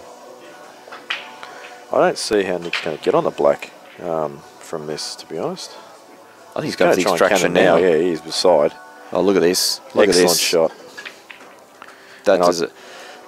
He's learned that shot off Jake. This is it. This is the last stand. Well, it's not the last stand, but this is.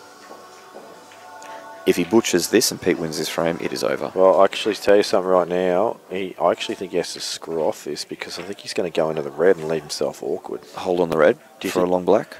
I think so. I reckon he's going to deep screw it in. I don't reckon you want to be stuck on. Because if you catch the black on the right side, you're going to be stuck in the bottom rail. Yeah, he's deep screwing off it, I thought so. You can come off the left-hand cushion here, you reckon? Yeah, that's what I'm saying. Oh, you said done held it way. Wow. Held it too much. He actually has hit it to him. He's hit it so well. So I wouldn't be too upset if I was him from there. There's a good chance that white could have been glued onto that left rail. Well, then he might have had it to the middle. Yeah, he actually would have had it to the middle. Yeah, All right, so he sort of does landed now. in between.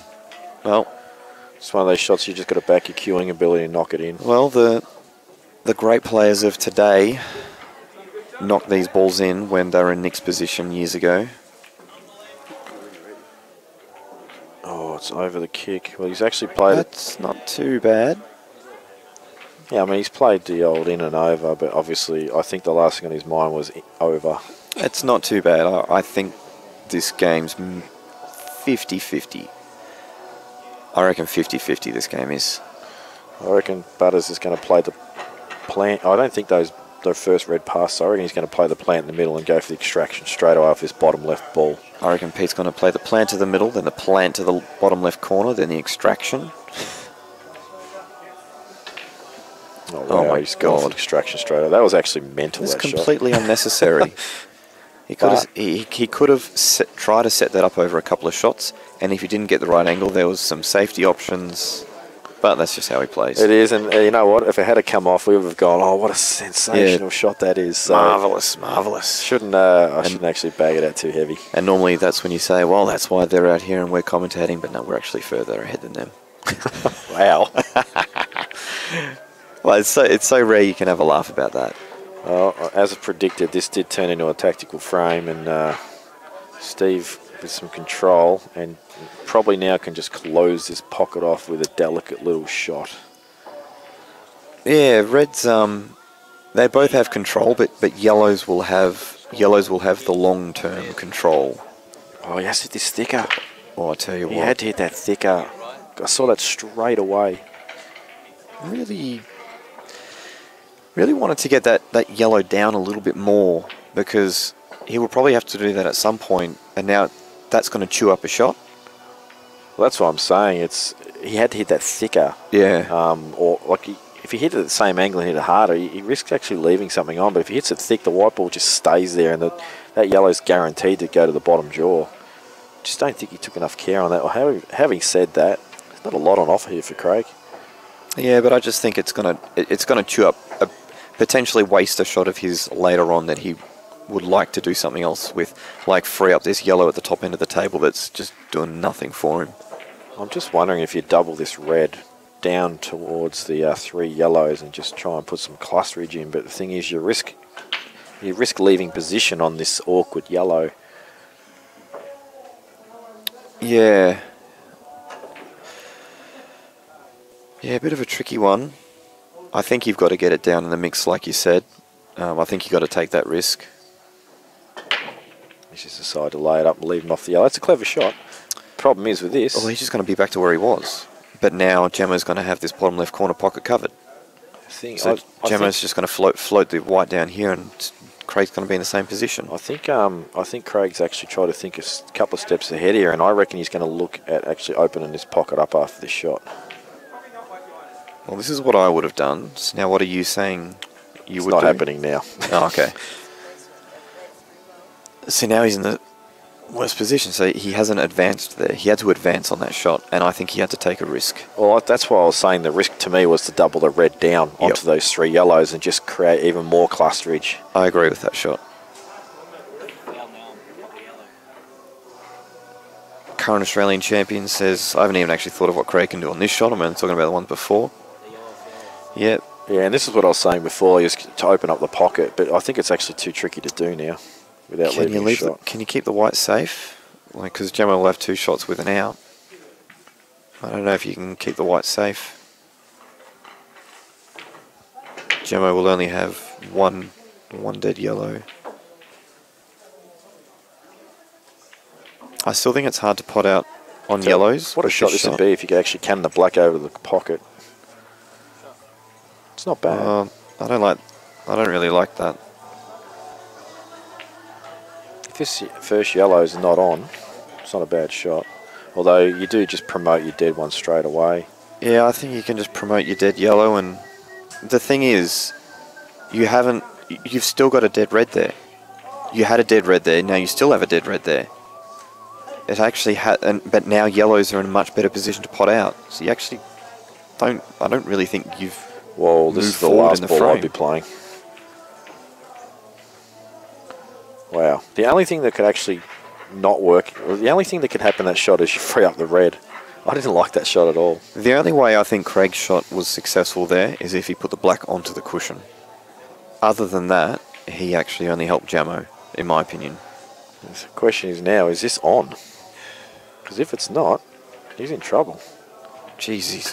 No, he's actually played to just land on the yellow, but he's actually been The Jackie might be on. That actually might be fine. I reckon it is, and he can play it long.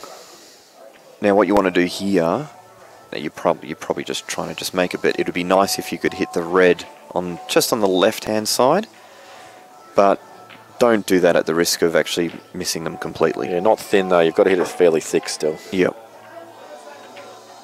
Looks good. Played it well. Oh, no, too played thin. It too thin. Yeah. Too thin. Now, does this red pass the bottom right? I'm going to guess no. So he's got to deal with that red still. Well, he's in a good position though. There are a number of safety shots you can play. You can pot this red to the top right-hand corner pocket and then run the red down over the pocket and actually leave Jamo snookered.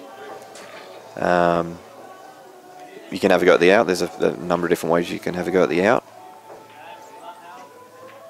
I wouldn't be scared of just stunning this red in to the top right corner pocket and then covering the bottom right-hand corner pocket with the red that's on the far right-hand side of the table and leaving Jamo snookered as well. Yeah, that's a good shot.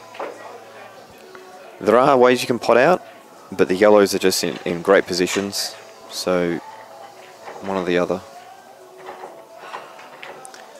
That's a pretty good shot. That's... Tell you what I don't like touch about and that go. shot is if you go up and down and hit this, you're actually under the pump. That's it. Jamo won't foul here, so your opening shot is a long plant or maybe a tricky red to the middle. I don't like it. And you can actually even play this in such a way, I mean, you'd need a little bit of luck, of course, where you could pot the yellow, or if you catch the left-hand side or the bottom of those two, the white ball will just sneak in behind the other yellow and leave practically nothing. Yep. Well, he's actually checked that up massive. Wow. What's he done there? He's checked it up. Has he put accidental side on that? I think he actually, well, I reckon he meant to check it up because he only just missed the red off the bottom rail. So the angle was a lot different than what we thought. And if that's the case, why not miss the red by miles Put and side then on put it. your left-hand side on it? Although he was Chinese too. Scores. So we got Chuka. Chuka's hit the lead. So Chuka was, I believe, 5-2 down. And now Chuka is... Oh, that's not great. Well, it's actually... Nah, it's fine. That's not too That's bad. fine. Chuka is now 8-7 up. So well done, Chuka, on mounting a comeback. Kev also come back. He was only 3-1 down, but he is now 8-7 up. And Steve Thomas, my prediction is he was behind and he's 8-5 up. So everyone has actually made a bit of a comeback. Everyone's made a comeback. Geez, that was a risky shot there from Craig. There was absolutely no need to play that. The plant was dead set and probably could have played it, but he's landed okay. So the Craig we saw at the start, first 5, 6, 7 frames, was very solid, good pool, and I've noticed the standard has dropped a bit. Not terrible with Craig, but I feel his decision making is not quite as sharp as it was an hour ago. Yeah, he's missed a couple of balls here and there. That was a very good shot, though, there to boost his confidence back up. And just a touch of right-hand side off the bottom cushion. Oh, no, he's gone the other way. There's nothing wrong with that. Actually, Craig plays those shots very well, I've noticed. He gets a lot of work on the white from... He's got good timing of the ball.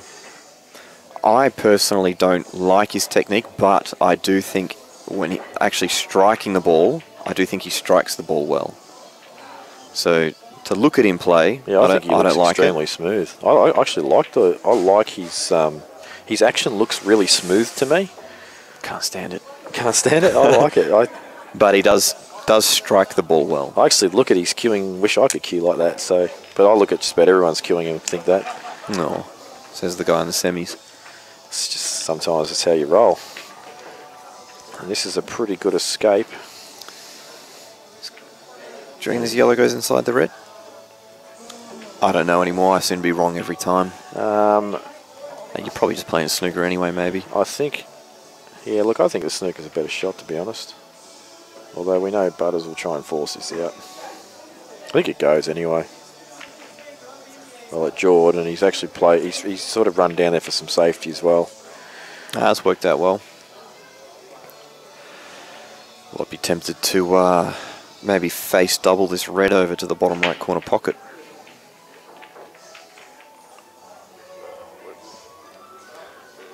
We've got the poster up here. I'm having a look. Looks like you're doing a most muscular pose there, Jamie.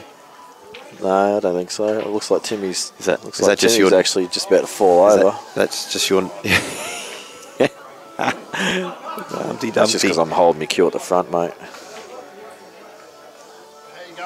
I wish they actually had the one of me staring at your head. Hey? There was one of me staring at your head. That would have been better. I know what was going on behind me there. I'm very vulnerable. Dan's going to put this up on the screen a little later, I think. He's just getting things set up. Meanwhile, Nick has said, "Shut up, Robbo. I'm not face cut doubling this. I'll put it over the hole," which I actually, in one point, agree with. In another point, I don't. Don't really give you much options, and Pete doesn't exactly need that pocket. The reason I thought it was tricky to play the face cut doubles, if it doesn't land, you actually leave the out on. Whereas where it was over the hole, I thought it was actually a really tough out. Yeah, you just needed it thereabouts to block, really. This is what I mean. So Pete's failed on his shot, and you have no options. Yeah, exactly. You don't have anything, and Pete's failed on his shot. Well, what position would he have been in if Pete did a successful shot? Whereas if you doubled that red over and Pete fails on his shot, you come to the table going, ooh, I can actually gain control. I can actually cover this. I can do this or this. Giving yourself some options. Got to say, I don't see a huge amount of options here for Nick other than to... That's what I mean. Honestly, this is the only shot I can see, is to pot this cushion first and just try and play the thin snick in the middle and use the yellow to hold for the black. It's the only shot I can actually see here. Hitting this red, I can't actually see how it can not leave an out on. Well, he's fluked it. How's his white? No good. It doesn't deserve anything there. He's actually played the big double inside the yellow, which actually, when I look at it, was also another option, just a very tough one. It's no good. But, having said that, we really did fail to come up with anything much else. So I thought he could have potentially jacked up. I know the white was almost on the cushion, but he still could have gotten enough on it to pot the red. He could have potted thick over the pocket and brought the white over across the table, gone for a big extraction or something like that. So you didn't like the idea of dropping in and just taking the thin cut to the middle and using the white for side roll? I'd much rather your option than his. Definitely. I probably prefer your option than mine. I just don't like his option. I don't like what he did. Robbo, the forever hater of the options. However, I'm sure he will have agreed with that one. I just prefer control. And it's not just for the short term. If you play with control as much as possible, your game will improve faster. You'll learn. Even when you lose or when you fail playing controlled pool, you will get better faster at the game. Can you explain what's happened to me then, Robbo, being the absolute, probably the biggest control freak in 8-ball? You probably go too far. Yeah, I think you're right. You probably try and control things too much and accept the fact that there's still a huge amount of variance in the game. Okay, he has not tried to miss that. He's tried to pot that, hold the white, and then I think he was going to play yellow to the right middle and pot out. He's completely... Either that or he's actually just going to play the snooker the next shot. Have you ever seen Pete just play a snooker like that? When the balls are... He was going the out there. He was not playing the snooker. Because he knows that Nick can come with cushion and potentially knock this in, and the black's on. Pretty sure you got to... I don't know why you come off this rail. Maybe you go off... I suppose it's less likely to to foul. Ugh, that's horrible. I think Craig's just run a rack down the bottom on screen, because normally when normally the player getting all the balls out of the pocket is generally the person that won the frame. Any danger of us flicking to a frame that someone puts out on? Every time we flick to a frame, it's negative. It's like they know. This is actually not still super easy. I really do not expect him to muck this up. No, he wants to get fairly straight on this ball over the pocket, and then he can actually just a slight nudge. That's not bad. This is the control freak in me. There's too much pace going into the cannon, Robbo. I don't like that at all. He's denying the cannon, in fact. Maybe that was all he could have done on the shot. From here, it looks like he could have screwed back and done all sorts of stuff. Well, he's got the ball to centre now. One would assume that the ball stuck to the black goes to the left centre, but I didn't think it did. Listening to some of the Jake commentary on my match, and his principles were very good to learn sort of what you do in situations, but the camera angles, the shots he was suggesting, was just not possible. Yeah, he did talk to me about that and said that he was talking to Nick about some of the shots, and Nick said like he couldn't play certain shots that Jake was saying. And look, Jake hasn't done a hell of a lot of commentary, and it does take a long time to get used to the camera and the trickery it can play on angles and things like that. See this one here, I'm potting this long and screwing back, but it's funny how it looks like. When I look at that, I think the same thing. You just knock it in long, but it's 8-6. It's a close match, no. What I mean by that is he was actually looking at it in the middle, straight up. Yeah, I know, but it's basically it's so easy from here. It looks really hard in the middle, though. I think that was a harder pot long than what it looked like. Now he's got two. Now with two shots, I forgot about the two shots. I tell you, with two shots, you do not play that long. You just don't play it long. You cut the yellow into the middle, and then you just use two. I probably don't even play that ball. I'll probably just flick off the other one. Just set it up. But he's okay. He's played a good recovery shot there, and a touch of left-hand side on this will put him in good stead for the bottom right.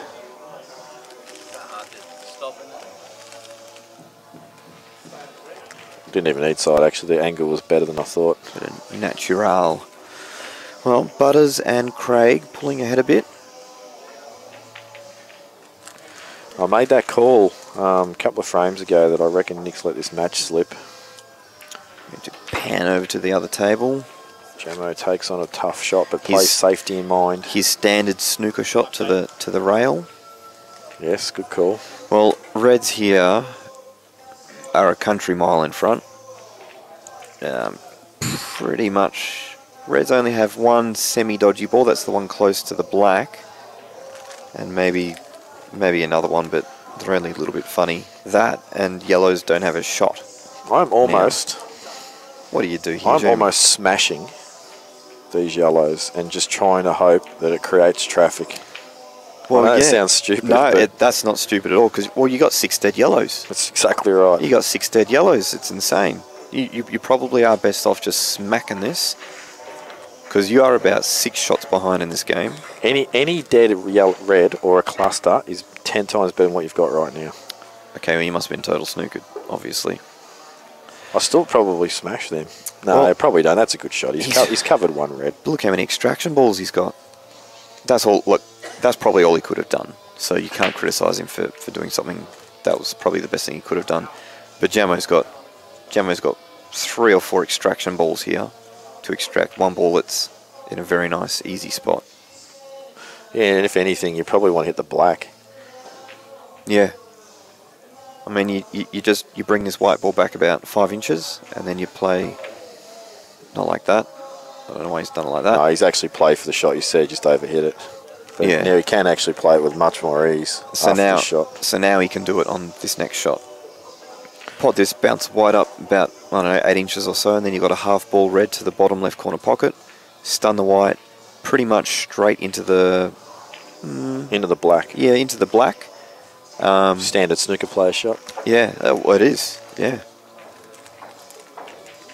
He's gone high. I'm just baffled. Yeah, I'm not sure what he's playing for here, but anyway, we're going to find out shortly because he's only a couple of shots away with having to deal with it. So, see, if he's going to play this extraction, you really wanted this red that he's potting now, that was meant to be your ball after the extraction. Exactly. He's just keep slanting too high. What's he doing? Is this on somewhere? It must be on. I can't see where though. Does it go into the bottom left corner pocket if you leave the white sort of in the middle of the table? Yeah, it will. It will for sure. There is a gap there, but it's actually, you need to be pretty accurate. But I think he's going top end now. Surely he's going to not try and can the black this shot. Well, I reckon he has. I reckon he tried to can the black. But now he's got a good angle to go into the black. He's actually really fortunate there. If he can just float down and hit the black pretty much straight in the middle. He wants full ball contact. Dead weight. I think if Jamo, I'll be suggesting that he comes back and watches this frame and listens to our suggestions. Well, he's belted it. Well, you deserve no result there. Playing the shot like that. I actually think he did get a little bit of curvature on the white with top, but he also gets the white ball throwing wider, hitting it harder, so I think he could have actually just got the natural angle on that. Yeah, and if the angle was slightly wrong, you can always use left or right hand side to make the white slide off the red in different angles. Is this double on? I think it's just on, you got to punch it. Oh, he's hit the yellow. I think he had to actually hit that twice as hard as what he did. Yeah. Suggestion in the background to say he's playing off the yellow, but I think that would have been a crazy shot. And Craig with a massive chance here to go 9-6, because once again, folks, you don't have to try and pot out from nowhere this shot. You can just play the little layup on the yellow near the bottom right corner. Pete's just missed a fairly basic ball to the middle. You can see that Nick, he's actually got a fair chance on reds. Nick's had plenty of these chances. He just, you know what's been the problem was what you said he's got to do at the start of the match, which makes sure that when he chooses to pot out, the percentage that he does pot out is higher than Pete's. Now, obviously, that's what you want to do all the time, but Jamie said that was what the key factor is to Nick winning that match, and he simply just has not done that. Yeah, and there's been a couple of balls that he's just missed, like, you know, the one at the very start of the frame, he missed the black, and then he missed a ball over the pocket that he was trying to use a lot of side with to get position on his final ball. Just things like that, they cost you matches before you even know it. Yep. And while Steve has hit that red, he's murdered it. The score update here. Dale has retaken the lead. He was 8-7 down. Now he's 9-8 up on Chuka. Kevin has won one more frame, and he's gone 9-7 up. Steve Thomas has also won one more frame and gone 9-5 up on Pikey. So the little flick off his dead ball on the cushion to pretty much make sure the out is gettable next shot. Got the double kiss, didn't want that, but won't be happy with that. Steve can't win the frame on this shot, but I think he's got to go cross-tabling and try and get this over the kick. Yep, he's got to just promote this ball into a much better spot. Although he's actually looking at maybe taking it thin off the right side and nestling the white in behind the yellow. I actually think the red in the top right corner part of the table is actually a really bad area for it to be in here, because Craig just has endless balls to snooker behind. If you can hit enough of it, I'd almost play a big shot of doubling the red back to the bottom left corner pocket, hopefully getting it in. The white might come around and land on the black. I'll tell you what, if you play with enough pace of that, you'll actually go fairly close to in off, because you've got to give it a bit. Red to the bottom. No, you're hitting it pretty thin. Nah, that's not enough. I think leaving the red. I don't think that's on the cushion, Robbo. I think it's off a bit. Oh, is it? He's played that pretty well. No, if that I don't know if that red hit a cushion. Okay, I don't know if that red hit a cushion or not. So he's gone off anyway. The red definitely didn't hit a cushion. Just didn't see the white. See, in that position, yes, he gets cover on the yellow, but Craig. Yeah, he gets a snooker. Endless snookers. Yep, I agree with you there. The only way that was going to be beneficial for Jamo was if he covered the pocket nicely, and then if Craig, say, snookers him, and then Jamo sends the black up there. That was pretty much the thing that he was going to get out of that. Can't really see much it's actually funny. I would not have played that first shot. Even though it's probably the correct attacking shot, I just would have held off a couple of shots. Oh, geez, Nick, what are you doing? He is throwing handbags at balls now. He's kind of got a bit lucky there, but if I'm Pete, I'm very happy with that result. I'll tell you what, Nick Young did say he was getting back to the gym this week or next week. I think he's just picked up a 25-kilo dumbbell and just thrown it at that white there. Yeah, well, gym food's expensive. If he won another couple of matches, would have helped him out in that department. And Craig's played a very nice plant there, and one would think he should go 9-6 up and match Butter's score. Yeah, well, Pete's played a bit of a nice shot there. If you're Pete here, you pretty much want the white on the left-hand side of the table, so you're potting this top yellow and coming down the left side of the table. Pretty sure Craig wanted to be on that ball in the middle there, and he just overhit it a touch, but he'll reassess and deal accordingly. And not the greatest of shots, but he's actually got probably slightly lucky on that, because I think he wanted to go up the table a lot further. Yeah, he did. Now, Robbo, how do you play this? Do you actually play the ball in the middle, or do you back yourself to just drop, to pot this stun across, it'll be it land straight for the top ball? No, I reckon I'm playing the one to the middle with right, a little bit of bottom right. I'll just pot this and leave myself an angle just to stun it in. Oh, he's gone across table. Not bad, he's got to go up and down, but he'll be fine with that. Just want to check this off the rail, just a touch off the top rail. He has checked it, but he's checked it too much, and he's also hit it too hard. But he is okay. Very lucky there. That went another 2 inches. Ooh. It pulled up, didn't it? But in the end, good shot.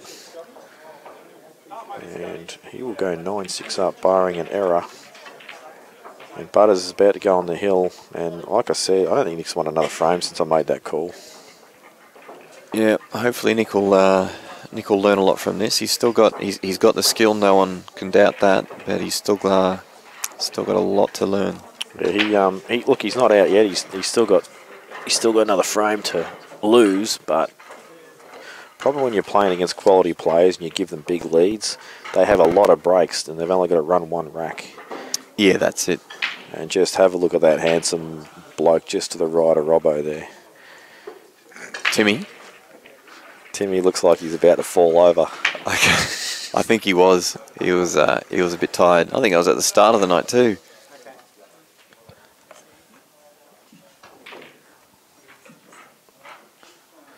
Anyway, here we go. And Craig's 9-ball style break. Actually, I was watching this break the other day.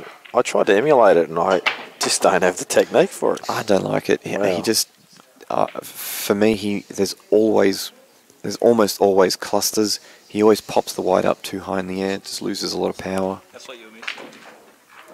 Well, Nick's just, I don't know if he's just cracked it. He's just sort of, all I saw was him smash a ball and everything went wrong. Yeah, he needs to just recompose, Nick. I know it's late in the match and he's in trouble, but it's another thing, you know, like you want to take a good example of that. There was an interview of Ron Kelly not long ago with a question. One of the questions was, what's your pet hate? And he said, I hate people that give up. Yeah. Well, none of the top 10 players in the country ever give up. No, that's right. And I'll tell you what, it has just got really quiet here because the music stopped, so we've had to try and not be so loud. Yeah, they're really not that far away. And Butters now has an opportunity to try and win the match from here, but I don't think this out's really on. I don't think this yellow passes the bottom red. So he's going to look to extract it and then maybe extract it, land on it, and then somehow land on the black. Yeah, it's one of those outs. It's low percentage, and he has decided to snooker himself instead for more fun. He's like, I'm 10-6 up. I am going to just snooker myself and go cross table and layer up. What's he trying to do there? I don't know. Does he have two? Was he trying to extract the black and he's got two or something? Possibly. He did say Nick just threw a handbag at the last shot. I don't understand this shot selection. I don't get it. So here we go with a get out of the snooker standard shot for Butters, and of course he pots it because that's what he always does. And now he'll come off the side cushion and backdoor this in and just pot the black up the top. Yeah. This is all going according to plan. And he's going according to the mad scientist plan. Here he goes, he's looking at it. This is actually, I know it looks like it's a really low percentage shot. I cannot believe how often I see these balls go in because you aim to just miss the red and it's the perfect angle. It almost doesn't matter how bad you hit it. The yellow's always going to go within about a foot of the pocket. It's natural for it to go that way. So here we go. And this will just basically crush Nick's soul if this goes in. That's, well, he's almost got it near the middle, but Nick with a big chance here to at least... I don't know if that red hit. Did that red hit? Oh, it didn't actually. I don't think the white hit. No, the white definitely didn't hit. Well, that red's very close to the cushion. Do you need a replay? Yeah, we're going to have to check it, so just bear with us, ladies and gents. The white didn't hit.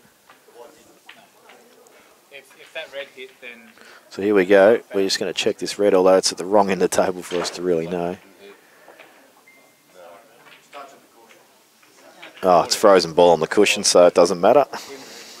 Well, since the red is touching the cushion, I do believe it hit the cushion. That's my analysis. And I'll tell you what, this is actually a tough out, so Nick's actually played that as a bit of a shot to nothing.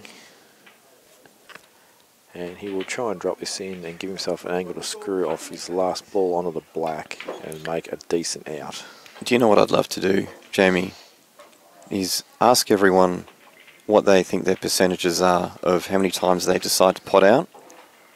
Ask them what they think it is, and then actually show them what their percentages really are, and then watch them do nothing about it. As in, they won't change their style. You'll say, you actually pot out 1 in 5 times you try to pot out. They'll go, oh, really? Geez, I thought it was more than that. But they won't change anything. Yeah, that's a good call. They'll just continue to keep trying to pot out. Now, okay, so Nick's, I think he's just going to flick off this black and leave the white ball high. And it'll give Butters an opportunity to somehow get the white ball on a spot that's going to be tough. What's he doing here? Bounce the black out Oh, he's actually tried to play a shot. That's the best result he could have got. Unless He could Butters have. cans this. He could have hit the black like 2 inches, put it over the middle pocket, and that would have been blocking the double. Yeah, it's a good call. And then Pete had nothing. That's a very good call. Butters going to try and double this, I reckon.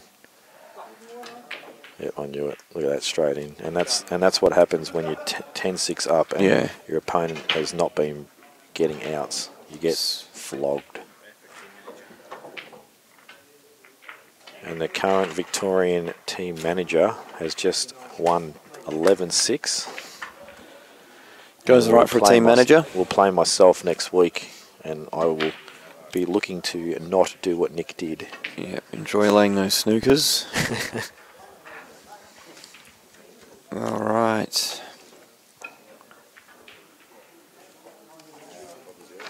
And that poster you just saw up on your screen and can see right now, a big shout out to Lyndall Element, who actually did all the hard work to put that together. I do believe Jojo took the picture and Lyndall had to do some photoshopping to fit everyone in accordingly. So thank you very much for that, Lyndall. And as you can see, she does a fantastic job with the little poster workups. And there's one of the ladies floating about too. I don't know if it's come out yet, but it will if it hasn't yet.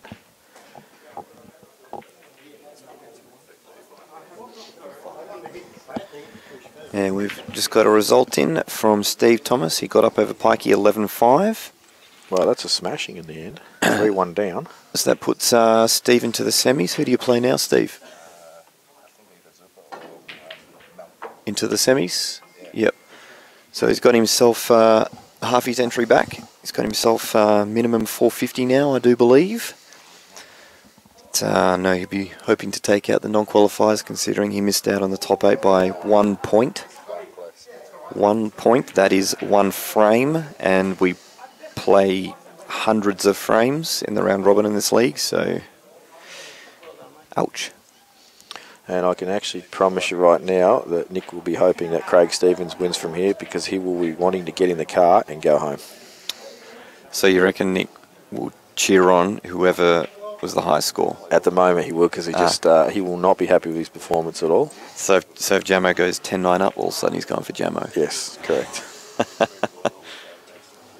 Yes, he will not be biased on anyone. He'll just want the fastest scoreline possible now, because he knows I'm going to stay until this is done.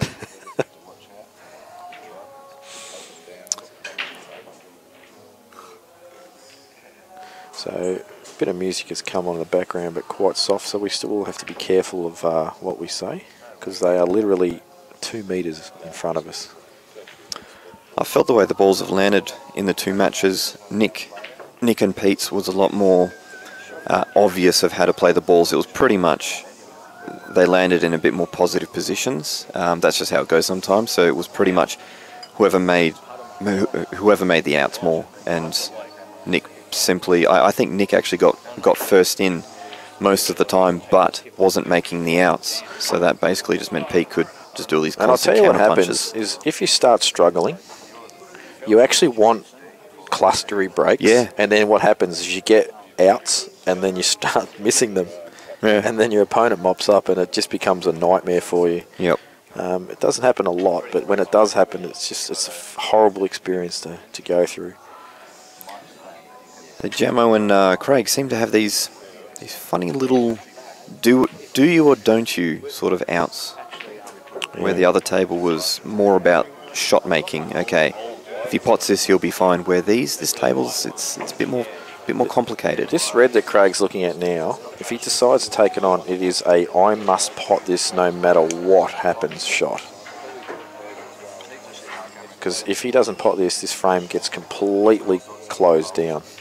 And that's a good shot. So now I'm actually looking at laying up this red, and if it goes in, I have options available to me.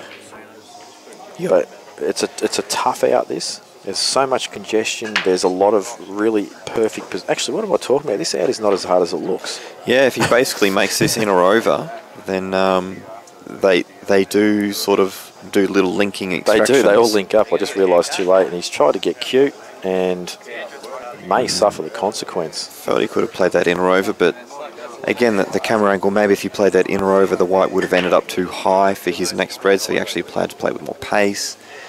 Don't know, but yeah, you're right. For me, I feel in or over was the right shot there, but I seem to be calling on the side of safety a lot tonight.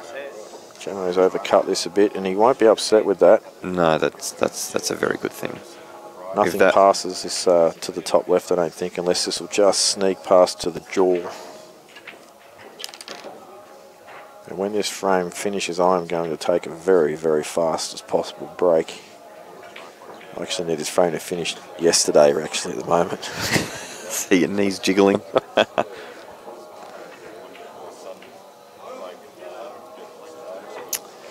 And Craig will take an extra 30 seconds a shot because of it, I'm sure, and not because he knows about it, just this is the way things go, the old Murphy's Law kicking in like it usually does. Yeah, what do you do here? It's a little bit of a funny one. Yeah, I'm just thinking you just try and get that that red over the kick, or as close to as you can, just to create a bit of blockage. Yeah, I think all you can do here is just make it the other option is to play red off the other red. But you open up that ball to that's near the black, it just opens it right up, whereas it's a little tricky where it is at the moment. I'd like to play a shot that will... That's not the shot I would want to play. Foul snooker and everything. Is it a foul snooker? It might not be. This ball over the pocket may be fully accessible. Camera angle will be very deceiving for this, and I reckon it's not a foul snooker. I reckon he's got lucky. But this yellow, I think the plant's on. But so much tricky transition required after the plant too. Good thing about this plant, you've actually got to make it on slightly, and I think the first yellow that you hit, the angle will actually take it into the red that's just above it. So you can actually control it a bit better than what it first appears. Yeah, I see what you're saying. And do you reckon the yellow in the middle of the table is... Okay. Oh. Alrighty. Do you reckon this yellow on next to the black is onto the left middle? Past the red. If it is, you definitely take it on now, don't you? Foul snooker. 10 all with who? Oh, I thought that was going to be a close one. Can you tell them to move tables? Over here. 10 all with Chuka and... You know what, Robbo? Even if it's not on, it's still not a bad option. But Jamo says no. I'm taking. Do you reckon he could put the white, say, in the middle of the table there, play the yellow that's near the black, like half ball on the right-hand side, float down to pot the yellow that was in the middle of the pocket, freeing up the black and that yellow, and then you play this Jackie. Oh wow, that was actually way straighter than I thought. It doesn't matter now. I reckon this yellow goes I reckon it just goes to the left. Yep, well, left centre. And this out was actually much easier than what first predicted. Oh, okay. Jeez, I thought everything was harder there than what it was. Yeah, if he might have actually landed slightly off straight here too. But you don't have to pot it. Probably catch the red, I reckon. Oh, jeez, just underestimated that so much. He grazed the black a little bit, nudging it a little bit closer. Wow, just... This is a very big shot now. Stuff like that, so important. Ooh, it's 10 all and Dan's just changed the camera angle. Hang on, I won't touch any of the computer, muck it all up. So he's given himself as good a shot as he's going to get on this black. Now he missed one sort of, it was a little bit harder. Well, he missed it because he was worried about the white. This one he can just stun in and nothing's going to happen with the white. Unless he stuns too much, it goes in off the middle. Oh, he's going this corner. Left corner. Good pot there from Jamo, and he goes 9-8 down. I'll be back in a minute. So the other table.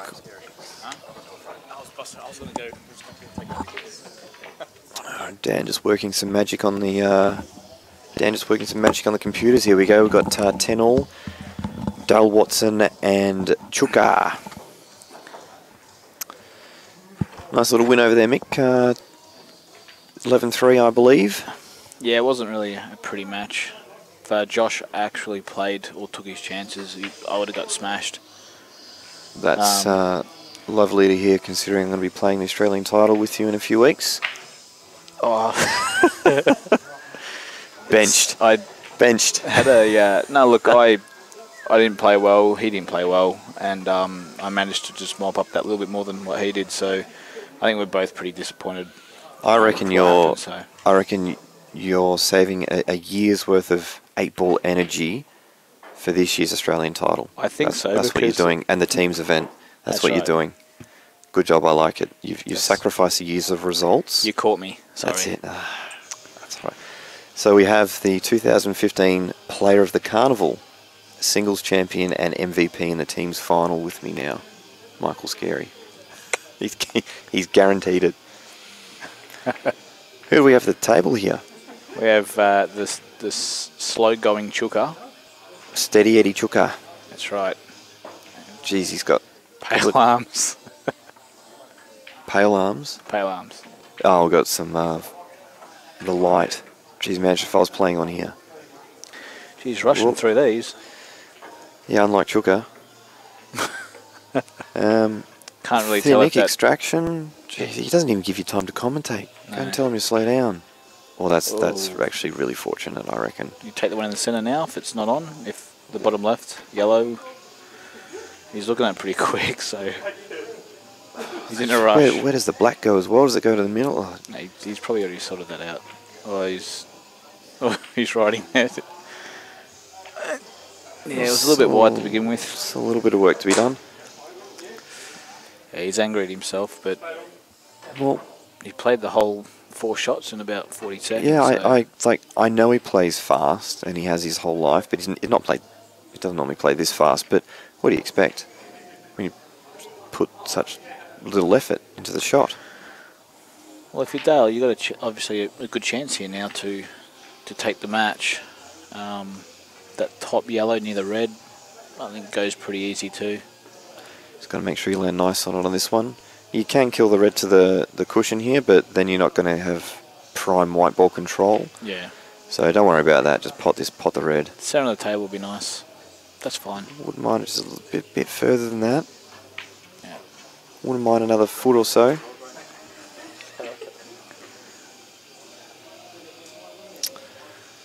So you want to play this soft, but now is that making the white stay on the top cushion? Don't think it's going to go near this. Oh. Oh, now, well, very fortunate for Chuka there. He's got another chance, and he's going to have a good chance because. Tell you what, now, do you actually think Reds are favourites now? Because I certainly do. I think depending on who is playing. Okay. Okay. So, yeah. Okay. It depends how nicely that yellow is covering that pocket.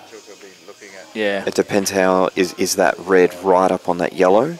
Those are the two things. If that's the case, if you're on yellows, you pot your yellow and then you put the black over a pocket somewhere, and then you start removing the reds off the table. And if you're reds, you can send another red up there, just try and work the black up there, or you may not need to do that. Maybe you just work on getting 2 shots and then extracting the red out. Just a quick suggestion from your dad, just to knock the bottom yellow in with a lot of top and arc around the red. Arc around, of course, yeah. The cannon in at the top and then come around off 2 cushions. So and knock the black in. maximum top with a fraction of left-hand side. So what if you just roll the black up there, but you're really not... Can't do it with full control. What if you maybe just knock in... Oh, I was going to say, you can knock in his red in the centre. That's where we don't know how hard up that red is. Oh, jeez, this is... Oh.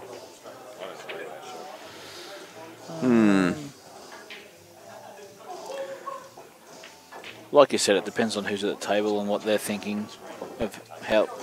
It's actually quite a hard angle we've got to play with here, so we don't really know it's hard.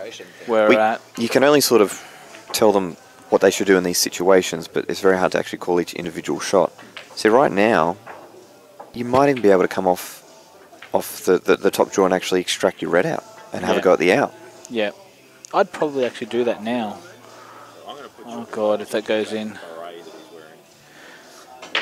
If I was Chuka there, I wouldn't have potted that ball. I would have left it, come off the top cushion and knocked my other red out, and then had a go at the game. But I'm not sure what he's doing here. He's trying to get the... Oh, God, he's flipped. It's just such craziness. The craziness.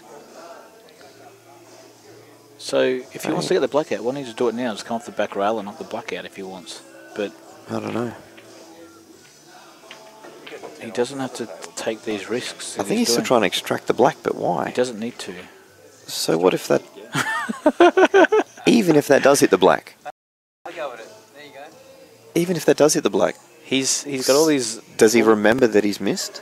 He has missed, hasn't he? Has he missed? Yeah, he has missed. Does he remember? Well, I think he may have, because his arms look like a pretzel right now. Well, I don't know what he's going to do even if he hit that black. I just don't know. So... well, now he's got... Just... starting to become a mixed scary versus Brent Reid frame. Do you know what you might be able to do? It is, because you put this red in the middle and play the black up there and try and get near the red. He can't foul after that. It's going to be a foul station. Neither of his can foul. This is the worst retarded shot I've ever seen.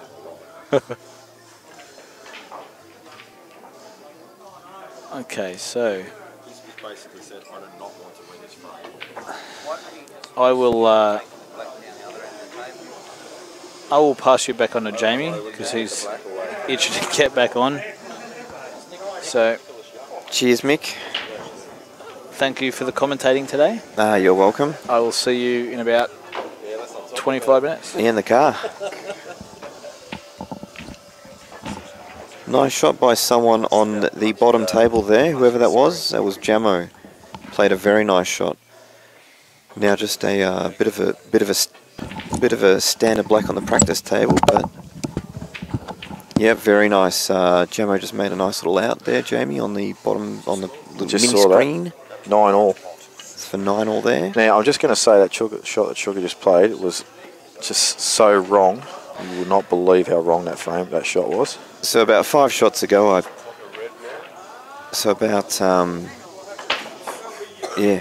Dan's just basically said, just pot the red. Absolutely have to. Absolutely have to. What's he doing here? So about 5 shots ago, Jamie, I pretty much said everything. Oh, it's a foul snooker, is it? Wow. He could actually get way more purchase on that than we realised. You know what? You know what? This is actually Chuka's best chance to win the frame. Yeah, I see what you're saying. Because if he does not actually make this out, look at where the reds are. Yeah. This is actually, if I'm Chuka, I'm actually loving this. Chuka actually had to get the black up the other end of the table. Yeah. As soon as possible. That's what I said. A few shots ago, I said everything yellows needed to do win the frame, and everything reds needed to win the frame. The thing is, it's not always that simple, because when you got the two good players playing, they know what the other guy needs to do, so they stop that from happening. But what we've seen here is neither one of them actually do the right thing. So it's been a bit of a funny one to watch. How's his angle on this? Okay, I could get a better view of this. Oh wow, he's actually got to go cushion first here. Cushion first with a bit of left-hand side, so he's not hard up on the rail after the shot. Well, 10-all. This is a shot that's tough to play when you're under the pump at 10-all. But he needs to play this with left-hand side off the side cushion first. Right-hand side? Left. Oh, going that way. Yep, going around the angles. Okay, he plays it off the red. Does he have a big pocket, or is that red up a little bit at the table? Hard to tell from here. It looks like it's perfect from here, but I think it might be up a bit further than it actually looks. I think he got to hit this red probably about half ball. I reckon he's actually played for this, Robbo, because there's no way you could have hit it that soft and not played for this shot. This shot is 10 times easier if that white was 2 inches to the left. This is why I'm saying he plays with left-hand side, because if you play it plain ball, you end up on the rail. If you play it with left, it swings right round. Yep. But I reckon this is on because he's played it to play it. It's just gone in, and he wins 11-10. 11-10. Chuka not happy, probably going to maybe smash something. He will probably quit the game again until tomorrow. Quit the game again until next season starts. Bad luck, Chuka. Good luck. Well done, Dale. And now Craig looking to return fire after Steve Jamieson played a pretty decent out last frame. And I just had a word to both of them when they had their break too, Robbo. We do have to be quite careful with our voices because they can hear a little bit there. I noticed when I was playing over there, I could actually hear Jake and Brett talk. Yeah, Brett's actually very loud talk on the mic too. So, but it doesn't look like there's really a problem here for Craig unless he shanks this. It's the only thing that can go wrong. Played it beautifully. Just not too much angle? No, that's fine. Needs to come back more than you think here though. That's fine. So very, very nicely controlled out this from Craig, and he actually looks, for 9-all, he actually looks like he's just practicing.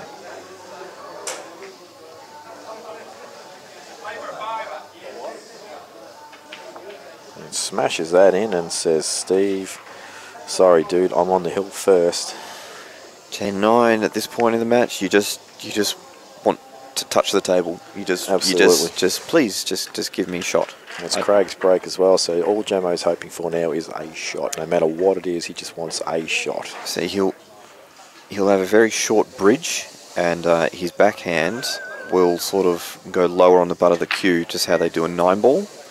But the problem is, I feel, watch the white. The white will pop up into the air, and he'll almost go in off to the right middle pocket, and then they will still have a cluster of about 6 balls around the black. When he actually times this break right, it's all right. But the problem is with this style of break, it's tough to time the ball. Now I get a lot of criticism about my break from pretty much every person that's ever played 8-ball in their life because I break with my hand on the table. But the reason I do that is to actually control my pop the white up. Almost went good call. In off to the middle pocket, and you'll have a cluster of balls around the black. This is not cluster rubber. This is an out.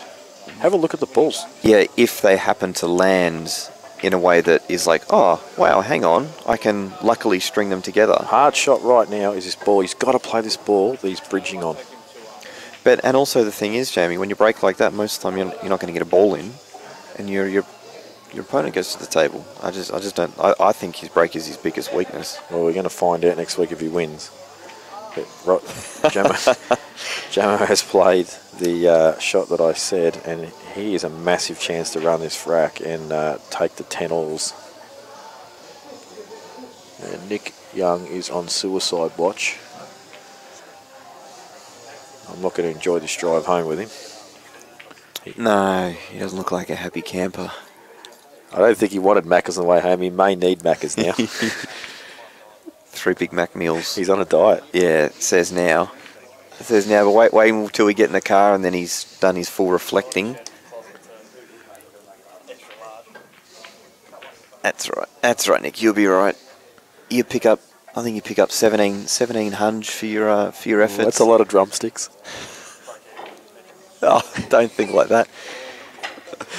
Nick said the 1700's broken us even for petrol. It's probably not far off the mark when I drive the Monaro up here. You guys probably live closer than me. Not in distance. All right, so Jamo. Nice little shot there. Yeah, but the thing is, I felt like he had to. What's the thing, Jamie? I felt like this ball that's near the black is just. You needed to actually address it a bit quicker than he has. It could actually get him unstuck now that he's not landed amazing. Unless he's actually got angle to get through this gap. Can he just screw the white straight back? Just avoid the middle pocket? Just like that? Yep, good shot.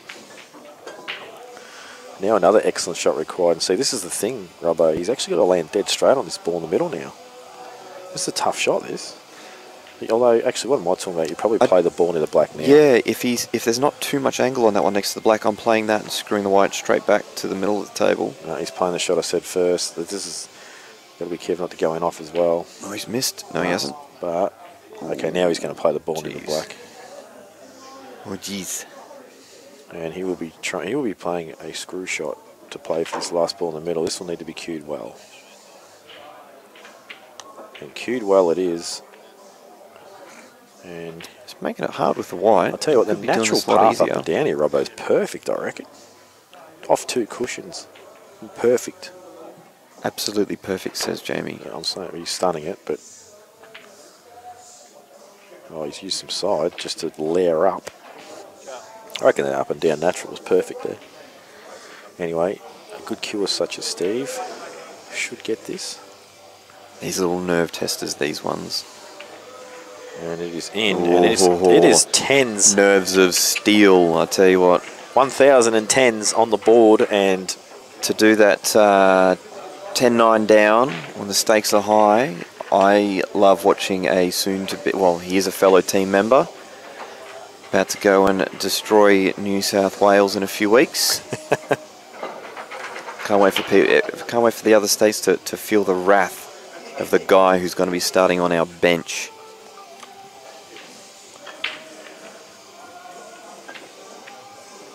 Mix just put down an official tab bet. He's saying Jamo's $1.60, and he is taking bets to run this rack. Well, that was the easiest money ever made if you decide to get on. Never mind, he's just been blown out to 250. Oh, I tell you what, there's one. Write your own ticket now. There's one little funny ball for each colour: red to the right rail and yellow to the right rail. Ooh, if I'm playing this, I'm playing reds because I like the linking ball to the centre. Which is your first ball? And it's also a shot to nothing. Red to the top right, your first ball? I reckon the one you're closest to, but he's actually taking yellow, so it doesn't matter what I think. I think with the yellows, I think there's a bit more manoeuvring of the white to do. I think with yellows, if you get the white wrong once, you could have a little snowball effect. Yeah, I just like the reds. Oh, sorry, we've got to quieten down a little bit here. I just like the reds because you can just play that red down the rail as a shot to nothing. We've got to make sure we're very quiet because this is 10-all with a lot on the line here. Yeah, and like I said, we're about 2 metres away and Craig could hear us, so... They've actually shown good resilience then if they could hear us the whole time. Yeah, no, a lot of respect. I actually did ask them both they could hear me, and they actually... Steve said he could hear you, Robbo, but not me, but yeah. It's just my experience coming out in the commentary box. My voice is just a bit too powerful. Good shot, that nice from Craig. Shot. It's an excellent shot, and he's got perfect angle to run through as well. Give himself an excellent angle for the next shot. So that is, in my opinion, the key shot to win this match. Pretty much run through to just bump that red on the close to the bottom cushion, or maybe just just drift past it. Yeah, don't even reckon you're going that far, Robbo. I reckon you just drift past it. Yep, just drift past it like that. He's overhit it. He's okay, but he's overhit it. That's what I said. He's fine. The only reason I like to land a little higher is 10 times easier to control the right. I'm actually looking at stunning up and trying to get between the two reds to the left-hand side of the table. He can, with a lot of bottom right, hold the white on the left side. Oh, wow. He's just done what I said, but he's just not picked the gap, but he's still okay. Jamo actually did a very, very nice break here, so I actually feel for him a bit if he doesn't get the reward for such a nice break. It's a cruel game, though. It happens so often. Now, won't be surprised if he puts a bit of right inside this and tries to check it right up, just kill the white. Take the pace off. No, he's played a plain ball. He's actually playing that ball over near the hole last. That looks pretty good to me. Unless this is actually not as close to cushion as what we think. Probably you play this and then you play the white off two cushions, sort of around the inside of the red on the left. Yeah, I think so. And that looks perfect. And yeah. so just a touch on left-hand side. Yeah, you don't have to load up. You just got to put a little bit on it. No, you don't want to get crazy and then accidentally snooky yourself. Just give it just a bit trace of left-hand side. And also, you want to give it enough to not go in off the middle. I know it sounds silly because it's such a thin angle, but geez, you see it a lot. Yeah, freakish. And he's played it well. Just underhit it a touch, but he's happy with the shot. That's really all that matters here. Well, you can't ask for more than this, you know.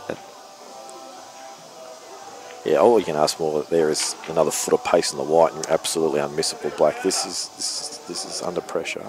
I like the amount of time he's taken. He just composed himself and then got on with it. And it's in. He smashes it in. Yeah.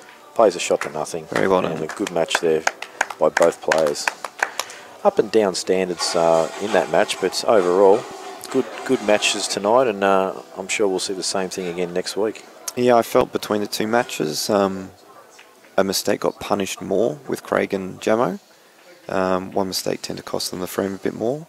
But yeah, I look forward to playing Craig next week, and you play Butters. Dan is away, but we'll be back for the final. So I will either be playing or commentating that final. Me too. Yes, so we will be back in one form or another. Thanks for tuning in, guys. We'll see you in 2 weeks. Good night.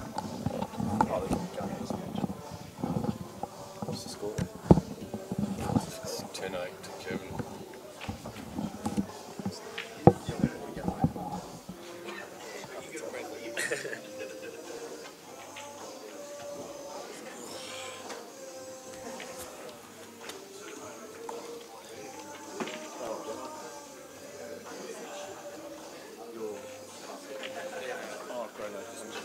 Make sure it's all done the way you need it. Right, guys.